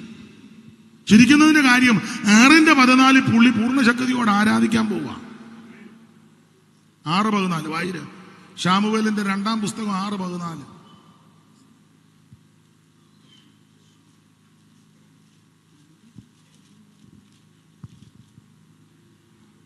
ദാവീദ് പഞ്ഞിനൂലങ്കി ധരിച്ചുകൊണ്ട് പൂർണ്ണ ശക്തിയോടെ യഹോവയുടെ മുൻപാകെ നൃത്തം ചെയ്തു. അപ്പോൾ 2-4 സ്വർഗത്തിരിക്കുന്നവൻ ചിരിക്കുന്നു. 5-ാം അധ്യായത്തിന്റെ 5-ലും 5-18 യബൂസ്യനും പെലിസ്തനും ഒന്നിച്ചുകൂടി വ്യർത്ഥമായ നിരൂപണങ്ങൾ നടത്തുമ്പോൾ സ്വർഗത്തിരിക്കുന്നവൻ ചിരിക്കുന്നു. ചിരിക്കുന്നതിന്റെ കാര്യം, എടാ നിന്റെ ഈ നിരൂപണങ്ങളൊന്നും ഏക്കത്തില്ല, അവൻ വീണ്ടും ദൈവത്തെ ആരാധിക്കാൻ പോവുക. 6:14 ഞാനിങ്ങനെ ഇടയ്ക്ക് കയറി പറഞ്ഞങ്ങ് പോകാം. 6:14 പൂർണ്ണശക്തിയോടെ ആരാധിച്ചപ്പം ദൈവം ചില കാര്യം ചെയ്തു. 7:1 യഹോവ ചുറ്റുമുള്ള സകല ശത്രുക്കളെയും അടക്കി. 6:14 പൂർണ്ണശക്തിയോടെ ദൈവത്തെ ആരാധിച്ചപ്പോൾ 7 പറയുക ചുറ്റുമുള്ള ശത്രുക്കളെ ദൈവം അടക്കി. നീ ദൈവത്തെ പൂർണ്ണ മനസ്സോടെ, പൂർണ്ണ ആത്മാവോടെ, പൂർണ്ണ ശക്തിയോടെ ആരാധിച്ചാൽ നിനക്ക് വിരോധമായി നിൽക്കുന്ന ശത്രുക്കളെ ദൈവം അടക്കും. നമ്മളാരെ അടക്കാൻ പോകണ്ട, പുള്ളി അടക്കിക്കോളും. യഹോവ ചുറ്റുമുള്ള ശത്രുക്കളെ അടക്കി. ഇനി 8:1 വായിച്ച. 8:1 അനന്തരം ദാവീദ് ഫെലിസ്ത്യരെ ജയിച്ചടക്കി മൂലസ്ഥാനത്തിൽ ഭരണം ഫെലിസ്ത്യരുടെ മൂലസ്ഥാനം ക്യാപിറ്റല് അതും പിടിച്ചു. ഈ ചാട്ടവും തുള്ളലും നടന്നെങ്കിലും തലസ്ഥാന നഗരി ശത്രുവിന്റെ കയ്യിലാണ്. അത് കിട്ടിയത് പൂർണ്ണശക്തിയോടെ ആരാധിച്ചു കഴിഞ്ഞപ്പോഴാണ്. ദീർഘവർഷങ്ങളായി ബന്ധുക്കോസിൽ ഇരിക്കുക, പക്ഷെ ഇതുവരെ തലസ്ഥാനം പിടിച്ചടക്കാൻ ചുമ്മാ ഇങ്ങനെ കുടയുന്നല്ലാതെ പൂർണ്ണശക്തിയോടെ ദൈവത്തെ ആരാധിച്ചപ്പോൾ ശത്രുക്കളെ ദൈവം അടക്കി. എനിക്ക് വചനം ഇങ്ങനെ പ്രകാശിക്കുന്നുണ്ട്. അതുകൊണ്ട് നിങ്ങൾ ചിലർ നന്നായിട്ട് ആസ്വദിക്കുന്നതായിട്ടും മനസ്സിലാകുന്നു. ചിലങ്ങനെ മൗനമായിട്ടിരിക്കുന്നെങ്കിൽ ഇങ്ങനെ അയവറക്കുന്നുണ്ട്, എനിക്കറിയാം. ദൈവത്തിന് മഹത്വം, ദൈവത്തിന് മഹത്വം. പൂർണ്ണശക്തിയോടെ ദൈവത്തെ ആരാധിച്ചു. അന്നേരം ദാവീദിന്റെ ഭാര്യ മീഖള് പറഞ്ഞു, മച്ചാൻ ഇങ്ങനെ എൻ്റെ ഫ്രണ്ട്സ് കാണുക, ഇവള് എനിക്ക് വന്ന് ക്ലബിൽ ഏതാണ്ടോ മെമ്പർഷിപ്പ് ഉണ്ട്, എന്തോ ഒരു ക്ലബുണ്ടല്ലോ, എന്തോ വുമൻസ് മുണ്ടത്താനം വുമൻസ് ഫെലോഷിപ്പ്. അപ്പം ദാവീദ് പൂർണ്ണശക്തിയോടെ ദൈവത്തെ ആരാധിച്ചപ്പം ഇവള് തിരിച്ച് വീട്ടിൽ കൊട്ടാരത്തിൽ വന്ന് പറഞ്ഞു, ആശാൻ ഇങ്ങനെ സ്റ്റാൻഡേർഡ് ഇല്ലാത്ത ആരാധനയൊന്നും നമ്മൾ ഏത് ഫാമിലിയാണെന്ന് കരുതണം. നമ്മൾ മുണ്ടത്താനത്തെ നമ്പർ 1 ഫാമിലിയാണ്. ചുമ്മാ ഗതിയും ഗത്യന്തരം അല്ലാത്ത തോമ കിടന്ന് തുള്ളും പോലെ അച്ചായൻ തുള്ളരുത്. നമ്മൾ റോയൽ ഫാമിലിയാണ് തന്നെ, നമ്മൾ അരിസ്റ്റോക്രാറ്റ്. ഒരു ഇംഗ്ലീഷ് ഇരിക്കട്ടെ, തെറ്റിയോ? നമ്മൾ മുണ്ടത്താനത്തെ നമ്പർ 1. അതുകൊണ്ട് നമ്മൾ റോയൽ ഫാമിലിയാണ്. നമ്മുടെ ഫാമിലിയുടെ സ്റ്റാറ്റസ്. ദാവീദ് പറഞ്ഞ്, അങ്ങനെ പറഞ്ഞില്ലെങ്കിലും എടി വിവരദോഷി, എൻ്റെ അപ്പൻ്റെ വീട്ടിൽ വെച്ച് എൻ്റെ ദൈവം എന്നെ തെരഞ്ഞിവിടെ കൊണ്ടുവന്നു. ഞാൻ ആടുകളെ മേയിച്ച വനാന്തർ ഭാഗത്തായിരുന്നു. കലാപുലി പോലെ എൻ്റെ ചേട്ടന്മാരെല്ലാം ശൗലൻ്റെ നിന്റെ അപ്പൻ്റെ കൂടെ മിലിറ്ററിയിലും ഉണ്ടായിരുന്നു. എനിക്ക് വലിയ പൊക്കവും വകുപ്പും ഒന്നും ഇല്ലാഞ്ഞുകൊണ്ട് എന്നെ ആടിനെ തീറ്റാൻ അങ്ങ് പോയി. പിന്നെ വേദപഠിതാക്കളെ ചിലർ പറയുന്നത് ഇശായിയുടെ 2-ാം കെട്ടിലെ ആരെന്നാ പറഞ്ഞത്, ദാവീദ് എന്നൊരു. അപ്പം അതിൻ്റെതായ ചെറിയ അതുകൊണ്ടാ പുള്ളി പറഞ്ഞ എൻ്റെ അപ്പനും അമ്മയും എന്നെ 2-ാം അമ്മയ്ക്ക് വലിയ താല്പര്യം ഇല്ലായിരുന്നെന്ന്. തള്ള പൂള് വെച്ച് കൊടുക്കുമായിരുന്നു. അങ്ങനത്തെ തള്ളമാരൊക്കെ ഇതിനകത്ത് ഇരിപ്പുണ്ട്. പൂള് വെക്കാൻ നല്ല ഉള്ള കാഞ്ഞ പൂള് വെച്ചാൽ പമ്മി ഇരുന്ന് ഗ്ലോറി എന്നൊക്കെ പറയുന്നു, അതൊക്കെ അറിയാം. അപ്പൊ നല്ല പൂള് വെച്ച് കൊടുത്തു. അതുകൊണ്ട് ഇവരെ അങ്ങ് ആടിനെ മേയ്ക്കാൻ കാട്ടിലോട്ടും വിട്ടു. പക്ഷേ ശാമുവേൽ പ്രവാചകൻ വീട്ടിൽ വന്നപ്പം പറഞ്ഞു, ഒരുത്തനെ രാജാവായിട്ട് അഭിഷേകം ചെയ്യാൻ ഇറക്കി വിടാൻ. ഷമ്മ വന്നു, ഏലിയാബ് വന്നു, ശിമയി വന്നു. എല്ലാം നല്ല ടൈയും കോട്ടുമൊക്കെ കെട്ടി ആരുടെ ഇപ്പൊക്കെ ലെഫ്റ്റ് റൈറ്റ് വെച്ചൊക്കെയാ വരുന്നത്. നമ്പരാൻ പറഞ്ഞ ചുവടുമൊക്കെ ഉള്ളു, ശുശ്രൂഷയ്ക്ക് ഉള്ളുകല്ലെന്ന് പറഞ്ഞു. ശുശ്രൂഷയ്ക്ക് അവസാനം ചോദിച്ചു, ഇശായി നിന്റെ പിള്ളേരെല്ലാം ആയോ എന്ന് ചോദിച്ചാൽ, ഇനി ഒരുത്തനുണ്ട്. ഏതാ? ആടിന്റെ മണവും മൊശയുടെ മണമൊക്കെയാന്ന് പറഞ്ഞു. എന്നാൽ അവനെ ഒന്ന് വിളിക്കുക, അവൻ വരാതെ ഞാൻ പന്തിക്കിരിക്കുകയല്ല. നിന്നെ പേര് പറഞ്ഞ് ദൈവം കൊണ്ടുവരും. ശൗമേൽ പറഞ്ഞ് അവൻ വരാതെ ഞാൻ. എന്നാ കാര്യം? നീ ആരാധിച്ച് പ്രാർത്ഥിച്ചാ മതി, നിന്റെ പേര് സെലക്ട് ചെയ്യും. ആരോടും പറയണ്ട, അച്ഛാ എൻ്റെ പേരൂടെ ഒന്ന് പറയണേ, എൻ്റെ പേരൂടെ ഒന്ന് മണ്ടരുത്. നമ്മളങ്ങനല്ല.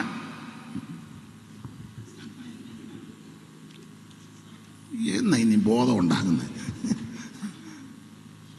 അല്ല, പേര് പറയണമെന്ന് യോസേപ്പ് പറഞ്ഞു വിട്ടായിരുന്നു. കൊച്ചേട്ടൻ അവിടെ ചെല്ലുമ്പോ എൻ്റെ പേരൂടെ ഒന്ന്. കൊച്ചുവേട്ടൻ പറഞ്ഞു, അയ്യോ എന്നാ വർത്താനമാ പറയുന്നത്, ഞാൻ പിന്നെ ആരുടെ പേര് പറയാൻ അങ്ങോട്ട്. അവൻ അന്ന് മറന്നു, പക്ഷെ ദൈവം മറന്നില്ല. പേര് പറഞ്ഞ് വിളിപ്പിക്കും. ശമൂവേൽ പറഞ്ഞു, അവൻ വരാതെ ഞാൻ പന്തിക്കിരിക്കുകയല്ല. കൊണ്ടുവരാൻ പറഞ്ഞു, കൊണ്ടുവന്നു. ആടിനെ എല്ലാം കൂടെ നല്ല ഇടയന്റെ കയ്യിലോട്ട് കൊടുത്തേക്ക്. എൻ്റെ ഭാവനയാ കേട്ടോ. ഒരു വടിയുണ്ട്, പിന്നെ കോലും ഉണ്ട്, കിന്നരവും ഉണ്ട്. കോലും വടിയും ഇങ്ങനെ വെച്ച് കിന്നരം വായിച്ചുകൊണ്ട് വരിക. ദാവീദ് ഏത് പാട്ടാണെന്ന് ചോദിച്ചാൽ അന്ന് ഏതാ പാടിയെന്നൊന്നും എനിക്കറിയാമല്ല. ഇന്നാണെങ്കിൽ മിക്കവാറും ഇതായിരിക്കും സാധ്യത. യാഗ് നല്ല ഇടയൻ എന്നും എൻ്റെ പാലകൻ, ഇല്ലെനിക്കു ഖേദമൊന്നുമേ എന്ന് പറഞ്ഞാൽ നിങ്ങൾ എന്നെ യോഗത്തിന് വിളിച്ചില്ലല്ലോ. ശൗമേൽ വന്നപ്പം എല്ലാരെയും വിളിച്ചില്ലയോ പന്തിക്ക്? എന്നെ വിളിച്ചില്ലല്ലോ യോഗത്തിന്. ഇല്ലെനിക്കു ഖേദമൊന്നുമേ, യാഗ് നല്ല ഇടയൻ എന്റെ പാലകൻ, ഇല്ലെനിക്കു ഖേദമൊന്നുമേ. ഇങ്ങനെ എന്റെ ഭാവനയാ. ഇങ്ങനെ കിന്നരം വായിച്ചു എന്തുവാ തൂര്യനാദത്തില്. രാഗം ഏതാണെന്നൊന്നും എനിക്കറിയാം. ഏത് രാഗമായിരിക്കും? പല രാഗമുണ്ട്. ഏതൊക്കെ രാഗം? അല്ല, സങ്കീർത്തനത്തിലെ നശിപ്പിക്കരുതെന്ന രാഗമാണോ? അല്ല,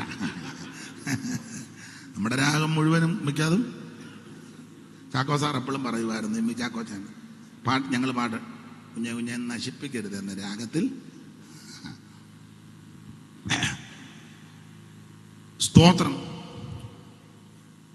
ഏതായാലും കൊള്ളാൻ നല്ല തൂര്യനാദത്തില് രാഗത്തിൽ പാട്ട് പാടി കിന്നരം വായിച്ച് ഇങ്ങോട്ട് വരും. എൻ്റെ ഭാവനയാ, ശൗമേന്റെ കയ്യിലുള്ള തൈലക്കൊമ്പ് പറക്കാൻ തുടങ്ങി. തൈലക്കൊമ്പ് പറച്ചു വെച്ച് പറഞ്ഞാണ്ട വരുന്നെന്ന് പറഞ്ഞാണ്ട പയ്യൻ, ആ സുനേത്രൻ, കോമളരൂപി, പിന്നെ കിന്നര വായനയിൽ നിപുണൻ, അവന്റെ തലേ വേണം ഈ കൊമ്പിലെ തൈലം ഒഴിക്കാൻ. എല്ലാവരുടെ മധ്യത്തിൽ പോയി ചോദിച്ച് രാജാവായിട്ട് അഭിഷേകം ചെയ്ത്. അതുകൊണ്ടാണ് ദാവീദ് പറഞ്ഞത്, നീ ചുമ്മാ വിവരക്കേട് വിളിച്ച് പറയരുത്. നിന്റെ അപ്പനും നിന്റെ കുടുംബക്കാരും എൻ്റെ കുടുംബക്കാരും ചേട്ടായിമാരുമല്ല നോക്കി നിൽക്കുമ്പോൾ എൻ്റെ ദൈവം എന്നെ കണ്ടിവിടെ കൊണ്ടുവന്നതാ. ഞാൻ ഇനിയും ദൈവത്തെ ആരാധിക്കും. ഞാൻ പൂർണ്ണശക്തിയോട് ആരാധിക്കും. ഞാനൊരു ചിന്ത പറയാം, നിങ്ങൾക്ക് വചനത്തിൽ തൊട്ടാണ്.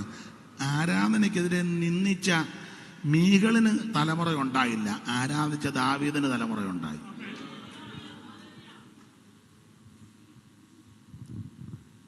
ആരാധനയെ പരിഹസിച്ച് നിന്നിച്ച് ആക്ഷേപിച്ച മീഹളിന് എന്റെ ഭാഷ ആ കുഞ്ഞിക്കാല് കാണാൻ ഒത്തില്ല. പക്ഷെ ആരാധിച്ച ദാവീദിന് ദൈവം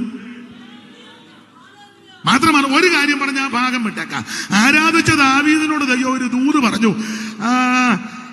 89 സങ്കീർത്തനത്തിന്റെ 29 അറിവുള്ള വാക്യമാണ്. 89:29 പെട്ടെന്ന് വായിരും മിനിയാൻറ്റി. ഞാൻ അവന്റെ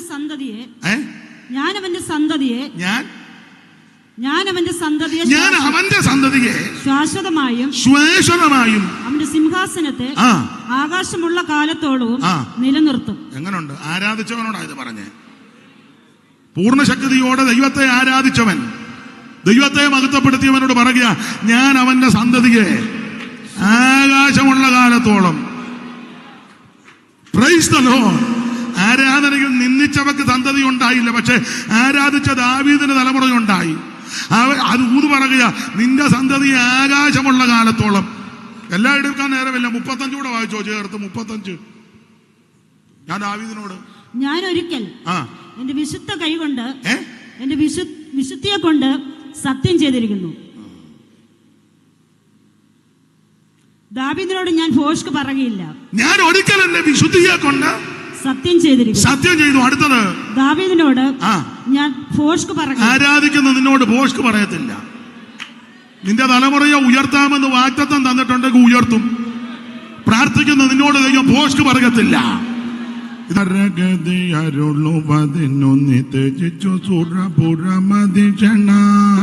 എനിക്ക് പരഗതിയരുളുവതിനു ത്യജിച്ചു സുരപുരമതിക്ഷണ. ദരിദ്രനകം ധന സമൃദ്ധി ലഭിക്കുവാൻ ദരിദ്ര നിലയിൽ ഭവിച്ചു നീ. ദരിദ്രനകം ധന സമൃദ്ധി ലഭിക്കുവാൻ ദരിദ്ര നിലയിൽ ഭവിച്ചു നീ.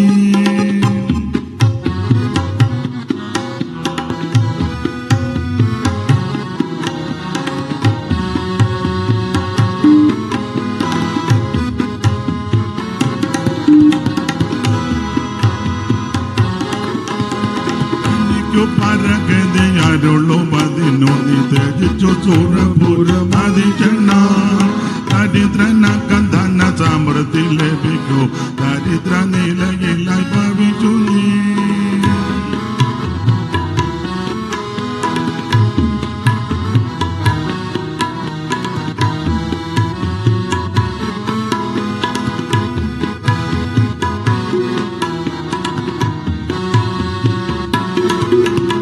കരമുയർത്തി ദൈവത്തിന് മഹത്വം കരയേറ്റ. സ്വർഗത്തിലിരിക്കുന്നവൻ ചിരിക്കുന്നു. ആ ഭാഗം പറഞ്ഞേച്ചെടുത്ത വാക്യത്തോട് കൂറ് പുലർത്താം. ഇവർ ഈ വ്യർത്ഥ നിരൂപണങ്ങളും അഭിപ്രായങ്ങളുമെല്ലാം ദാവീദിനെതിരെ കരുക്കൾ ഒരുക്കുമ്പോൾ സ്വർഗത്തിലിരിക്കുന്നവൻ ചിരിക്കുന്നു. ഇത് ഞാൻ ഓർപ്പിച്ചല്ലോ, മശികയ സങ്കീർത്തനമാണ്. കർത്താവിനോട് ബന്ധപ്പെട്ട് ഇത് തന്നെ. ഇടയ്ക്ക് കയറി അങ്ങ് പറയാം, ഇടയ്ക്ക് കയറി പറയാം. നമ്മുടെ കർത്താവാകുന്ന ക്രിസ്തുവേശു മനുഷ്യവർഗത്തിന്റെ പാപത്തിന്റെ പരിഹാരത്തിന് സ്വർഗമഹിമകൾ വെടിഞ്ഞ് ഈ താണലോകത്തിലിറങ്ങി നിന്ന് കന്യാസൂനുമായി ഈ ഭൂമിയിൽ അവതരിച്ച് നാടെങ്ങും നന്മ സുവിശേഷിച്ച് നാനാവ്യാധികളാലും ബാധകളാലും വലഞ്ഞവരെ യേശു സൗഖ്യമാക്കി. യേശുക്രിസ്തുവിന്റെ ശുശ്രൂഷകളുടെ രീതി അങ്ങനെ: ആദ്യം ഉപദേശം, പിന്നെ പ്രസംഗം, അത് കഴിഞ്ഞ് സൗഖ്യം. മത്തായി സുവിശേഷം 4-ാം അധ്യായത്തിന്റെ 23 ഒന്ന് വായിച്ചേ. യേശു പിന്നെയും ഗലീലൊക്കെയും ചുറ്റി സഞ്ചരിച്ചുകൊണ്ട് അവരുടെ പള്ളികളിൽ ഉപദേശിക്കുകയും, ഉപദേശം ആദ്യം ഉപദേശം, പിന്നെ രാജ്യത്തിന്റെ സുവിശേഷം പ്രസംഗിക്കുകയും, പ്രസംഗം 2 പ്രസംഗം, പിന്നെ ജനത്തിലുള്ള സകല ദീനത്തെയും വ്യാധിയും സൗഖ്യമാക്കുകയും ചെയ്തു. ഓർഡർ അതാ: ഉപദേശം, പ്രസംഗം, സൗഖ്യം. ഇപ്പൊ നേരെ തലതിരിവാന്നല്ലോ മൊത്തം. ഒരു വാക്യം കൂടെ വായിച്ചു ഉറപ്പിക്കാനാ. 9:35 മത്തായി.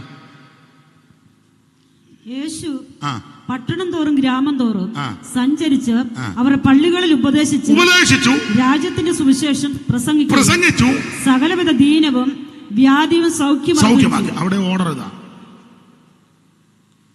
ഉപദേശം, പ്രസംഗം, രോഗശാന്തി. ഇന്നിപ്പോ നേരെ വെളിവില്ലാത്തവനെല്ലാം ഇറങ്ങിയിട്ടുണ്ട്. ആദ്യ സൗഖ്യം അത് ഇന്നുമുണ്ട്, പിന്നെ ഒരു ചെറിയ പ്രസംഗവും ഉണ്ട്, അതുകൊണ്ട്. പക്ഷെ ഉപദേശം മാത്രം അല്ല. ഉപദേശമാരും ഇപ്പൊ ഇല്ല. എല്ലാ റവറന്റ് ഡോക്ടർ ഉപദേശമാരും ഇല്ല. എല്ലാം ഡോക്ടർമാരാ. അതിന് വിശ്വാസിക്ക് മുഴുവൻ ദീനോവാ. തമാശ പറഞ്ഞതല്ല, മുഴുവൻ ഡോക്ടറാ. അതാരാ? അത് ഡോക്ടർ സാങ്കുട്ടി, ഇത് ഡോക്ടർ തങ്കച്ചൻ, ഇത് ഡോക്ടർ പാപ്പി. കാപ്പ് കുടിക്കാൻ പോലും വകുപ്പില്ല, എന്നാലും ഡോക്ടർ. വിശ്വാസിക്ക് മുഴുവൻ ദീനവും. ആരാധന കഴിഞ്ഞാച്ച ഡോക്ടർ ആ വണ്ടിയിൽ ആശുപത്രിയിലോട്ട് കൊണ്ടുപോകുന്നത്. ഞാൻ പറഞ്ഞ മനസ്സിലാകുന്നില്ലേ? പിന്നെ ഇങ്ങനെ ഇരിക്കുന്നേ. ദൈവത്തിന് മഹത്വം. യേശുക്രിസ്തുവിന്റെ ശുശ്രൂഷ, ഏത് ഉപദേശം, പിന്നെ പ്രസംഗം, അത് കഴിഞ്ഞ് സൗഖ്യം. ഇത് മൂന്നുമുണ്ട്. പക്ഷെ ഇന്ന് ചിലയിടത്ത് രണ്ടെണ്ണേ ഉള്ളൂ: സൗഖ്യവും ഒരു ചെറിയ പ്രസംഗവും. ഉപദേശമില്ല. കർത്താവ് വെച്ച വ്യവസ്ഥ ഇതാ. എന്തുവാ?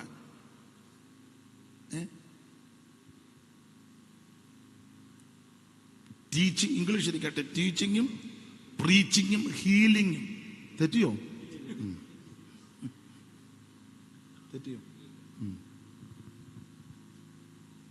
അച്ചകുഞ്ചാൻ അവിടെ നിന്ന് ചിരിക്കുന്നു. ഇംഗ്ലീഷൊക്കെ പറയാറായോ എന്നായിരിക്കും. ഒന്ന് പരിശ്രമിച്ച് നോക്കുക.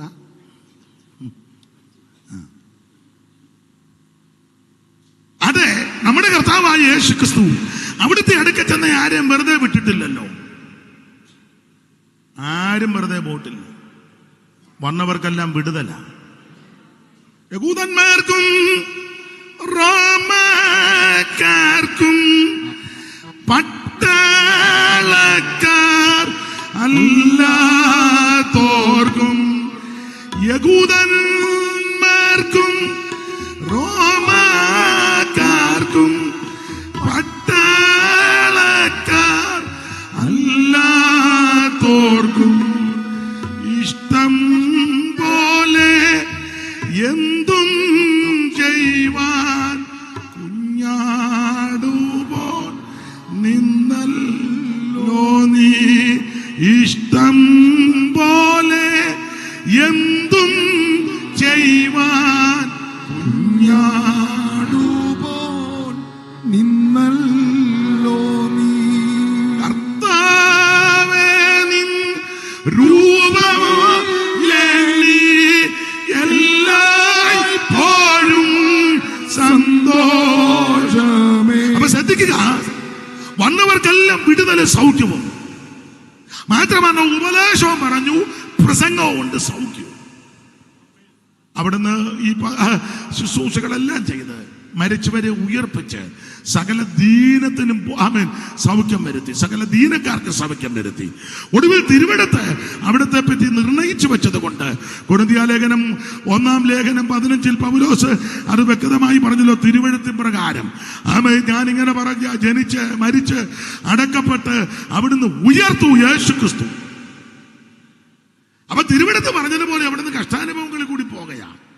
മുഖത്തെ രോമമെല്ലാം പിഴുതെടുക്ക്, കണ്ണ് മൂടിക്കെട്ട്, കന്നത്ത് അടിയേറ്റ്, കാർക്കിച്ച് തുപ്പലേറ്റ്, മുതുക ഉടവിരാല് പോലെ നീളത്തെ കീറപ്പെട്ട്, കണ്ടാൽ ആളല്ലെന്ന് തോന്നുമാർ വിരൂപമാക്കപ്പെട്ട യേശു അടിച്ചും ഉപദ്രവിച്ചും ആക്ഷേപിച്ചും പരിഹസിച്ചും അവിടുത്തെ ആ കാൽവറിയിലേക്ക് നടന്നു നീങ്ങുകയാണ്. എന്തിനേറെ അവിടെ ചെന്ന് ക്രൂശിൽ ആണികളാൽ തറയ്ക്കപ്പെട്ട് ഒടുവിൽ അവിടുന്ന് ഉറക്ക നിലവിളിച്ച് പ്രാണനെ വിട്ടു. മരിച്ചെന്ന് ഉറപ്പ് വരുത്തുവാൻ വിലാപ്പുറത്ത് കുത്തി രക്തവും വെള്ളവും ചാടിപ്പുറപ്പെട്ടു. എനിക്ക് തോന്നുന്നത് PV തോമയാന്ന് തോന്നുന്ന ഒരു വരി എഴുതി. പാടാൻ വലിയ സ്വരവും ട്യൂണും അതില്ല.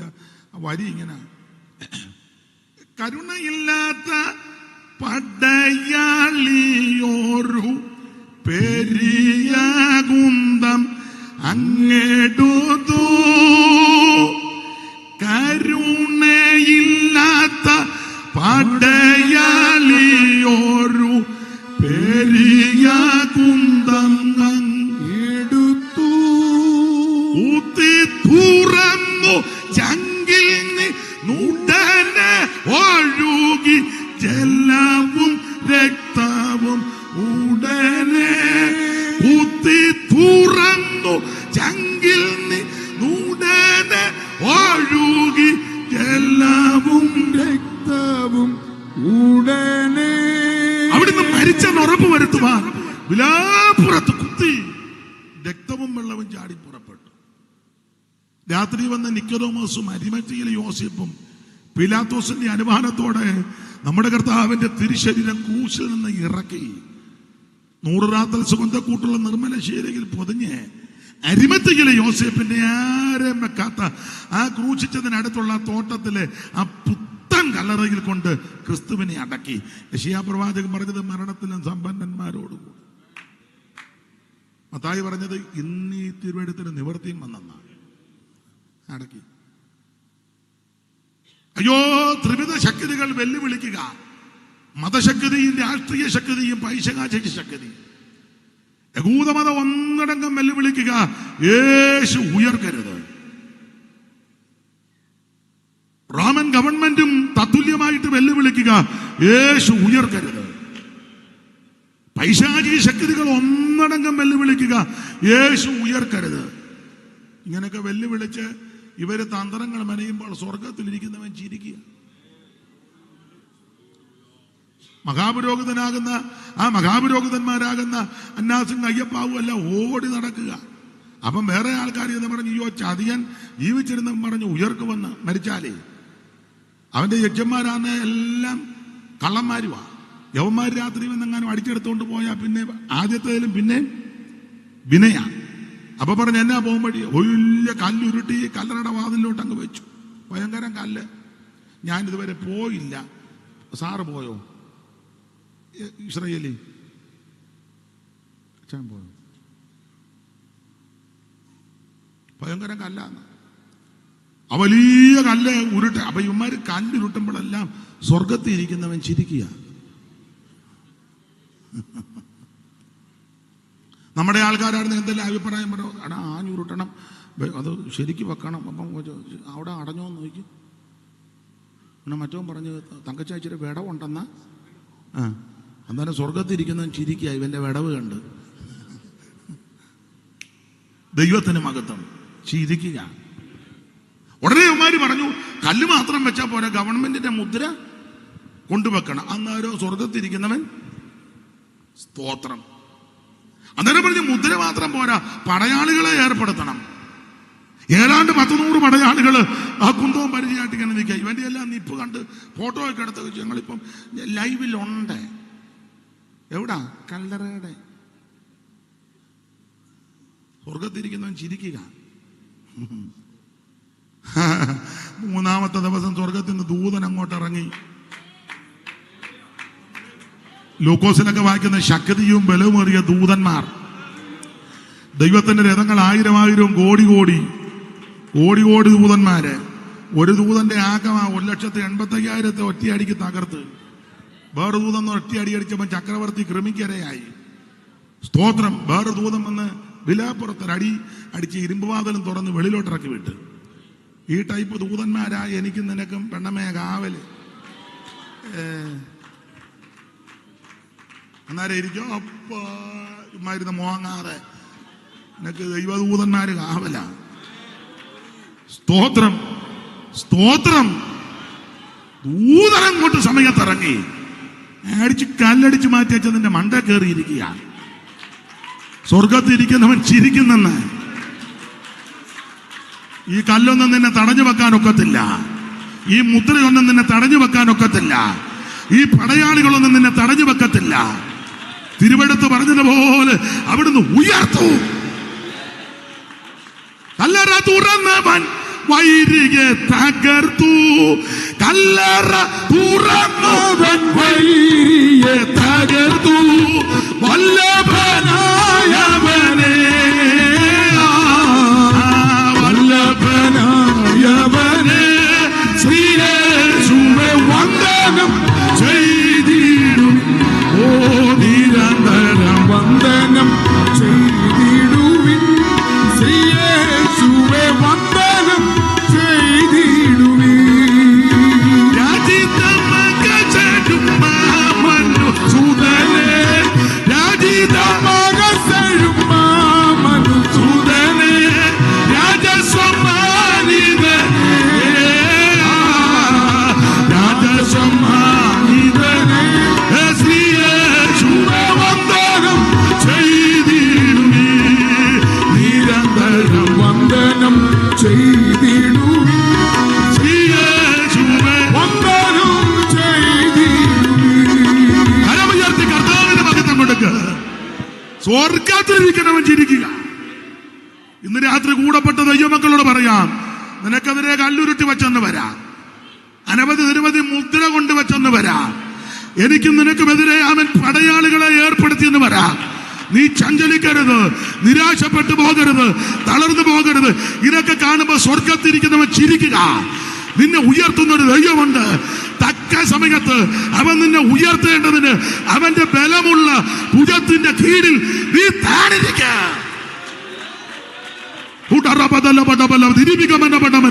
ഇന്ന് രാത്രി നിനക്ക് വേണ്ടി ദൈവം യുദ്ധം ചെയ്യും. ഇന്ന് രാത്രി അവൻ കോട്ടകളെ ഇടിക്കുന്ന ദൈവശക്തി. ഇന്ന് രാത്രി ദൈവം നിനക്ക് വേണ്ടി അത്ഭുതം ചെയ്യാൻ പോവുകയാ. അനുഭവിക്കുന്നവർ ഈ രാത്രി ദൈവത്തിന് മഹത്വം കൊടുക്കുക, ദൈവത്തിന് മഹത്വം കൊടുക്കുക. ദൈവം നിനക്ക് വേണ്ടി യുദ്ധം ചെയ്യാൻ പോവുകയാ. ഇന്ന് രാത്രി ദൈവം നിനക്ക് വേണ്ടി ഇറങ്ങി പ്രവർത്തിക്കും. കോട്ടകളെ ഇടിക്കുന്ന ദൈവശക്തി. ഞങ്ങളുടെ പോരിന്റെ ആയുധം ജഡീകമല്ല. बिजली का बिल, किराना, स्कूल फीस सब हो गया. बन गया बजट? हाँ, 5,000 बच गए. तो नई साड़ी ले ले ना, पिछले महीने तो ली थी. एक और नहीं, पहले बजट बनाओ, फिर छोटी छोटी बचत को बैंक में सेव करो और पैसों को बढ़ते देखो. बढ़ी गई. जाओ भाई. आरबीआई कहता है वित्तीय समझदारी समृद्ध नारी. മഹത്വം ദൈവത്തിന് മഹത്വം, ദൈവത്തിന് മഹത്വം, ദൈവത്തിന് മഹത്വം, ദൈവത്തിന് മഹത്വം, ദൈവത്തിന് മഹത്വം, ദൈവത്തിന് മഹത്വം, ദൈവത്തിന് മഹത്വം. ഇന്ന് രാത്രി അവരുടെ കെട്ടുകളെ പൊട്ടിക്കും, അവരുടെ കെട്ടുകളെ പൊട്ടിക്കും, കയറുകളെ അറക്കും. ദൈവസഭയ്ക്കെതിരെ, ദേശത്തിനെതിരെ, ആത്മാക്കളുടെ വിടുതലിനെതിരെ, കുടുംബങ്ങളുടെ ഉന്നമനത്തിനെതിരെ തടഞ്ഞു നിൽക്കുന്ന പോരുകളെ ദേശാധിപതികളുടെ ശക്തികൾ ഇന്ന് രാത്രി അടിയട്ടെ. വടക്കിനോട് തരികാന്നും തെക്കിനോട് തടുത്തു വെക്കണ അരുളി ചെയ്ത ദൈവത്തിന്റെ ശക്തി ദേശത്തിന്റെ പള്ളക്കാട് ഇന്ന് രാത്രി ഇളകട്ടെ. കെട്ടുകൾ പൊട്ടട്ടെ, അന്ധകാരത്തിന്റെ കോട്ടകൾ അടിയട്ടെ. ഇന്ന് രാത്രി വിടുതൽ.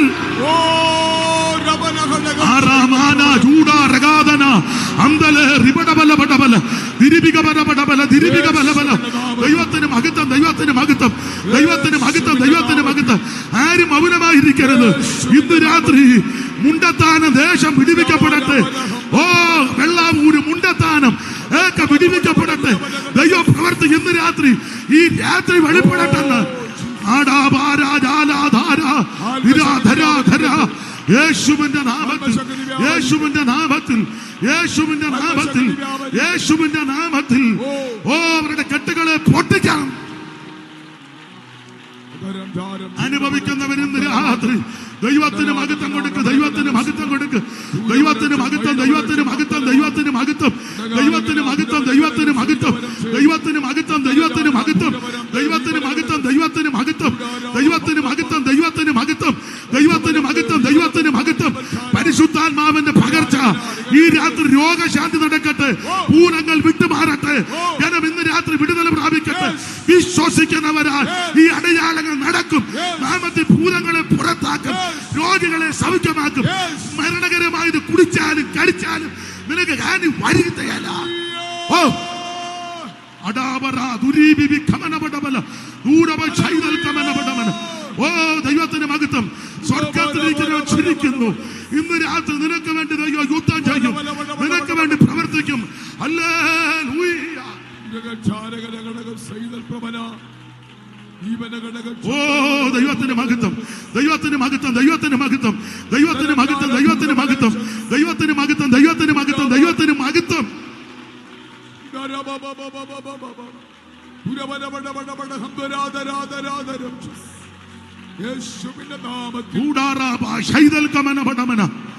ഓ ഇന്ന് രാത്രി വിടുതൽ, വിടുതൽ, വിടുതൽ.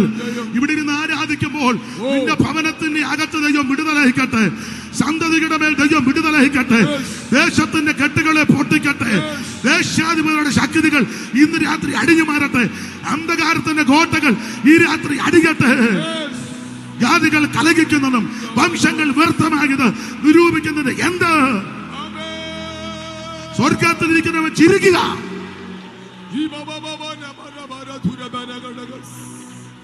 ദൈവത്തിന് മഹത്വം, ദൈവത്തിന് മഹത്വം. കരമുയർത്തി ഹല്ലേലൂയ പാടാം. ഒരിക്കൽ കൂടി ഹല്ലേലൂയ പാടാം. ഞാന് ദീർഘമാക്കുന്നില്ല. ഇപ്പൊ നിർത്തണോ അതോ ഇസ്മാമേ നിർത്തട്ടെ?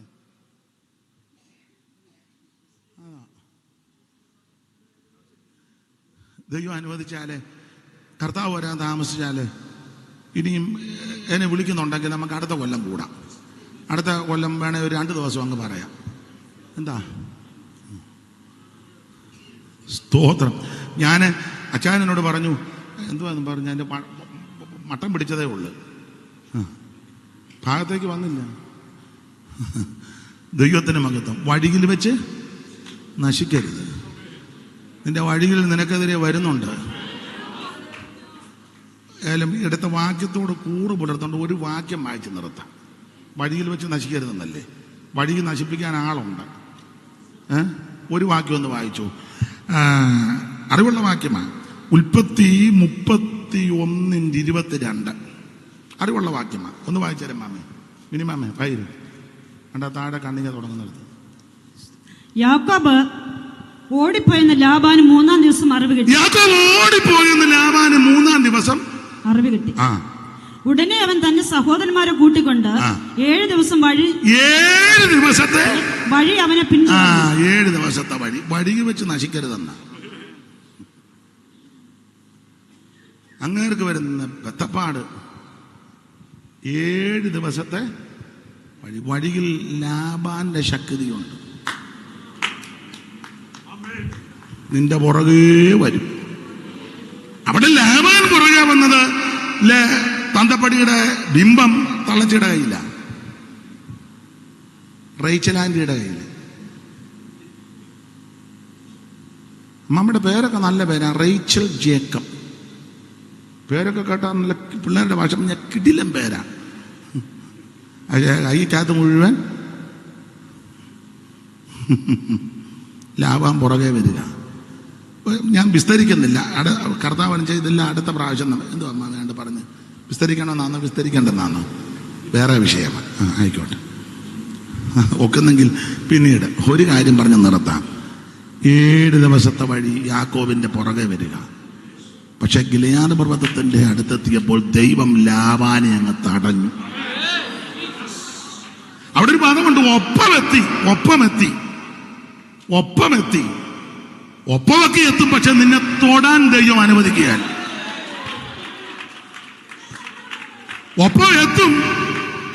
ഒപ്പമെത്തി നിന്നെ പിടിക്കുമെന്നൊക്കെ തോന്നും, പക്ഷെ നിന്നെ തൊടാൻ ദൈവം അനുവദിക്കത്തില്ല. യാക്കോബിന്റെ ദൈവം ലാബാനോട് പറഞ്ഞു, പിന്നെ നീ ഗുണവും ചെയ്യണ്ട, ദോഷമൊന്നും ചെയ്യണ്ട. അവൻ സ്തോത്രം. യാക്കോബിൽ തിന്മ കാണാനില്ല, ഇസ്രായേലിൽ കഷ്ടത ദർശിപ്പാനുമില്ല. അവന്റെ ദൈവമായ യഹോവ അവന്റെ കൂടെയുണ്ട്. രാജകോലാഹലം അവരുടെ നടുവിലുണ്ട്. ആ വിചാരം യാക്കോബിന് പറ്റത്തില്ല. നിന്റെ ഒരു ദോഷവും നടക്കത്തില്ല. ഇന്ന് രാത്രി നിന്നെ ചുറ്റി പരിപാലിക്കുന്ന ദൈവമുണ്ട്. വഴിയിൽ നീ നശിച്ചു പോകാൻ ലാബാൻ വരുമ്പോൾ ദൈവം അവനെ തടുക്കും. ഇന്ന് രാത്രി നിനക്ക് വേണ്ടി ദൈവം ഇറങ്ങാൻ പോവുക. കരമുയർത്തി ദൈവത്തെ സ്തുതിക്കുക. ഒക്കുകയാണെങ്കിൽ നമുക്ക് പിന്നീട് എന്തെങ്കിലും ബാക്കി നടത്തിപ്പൊക്കെ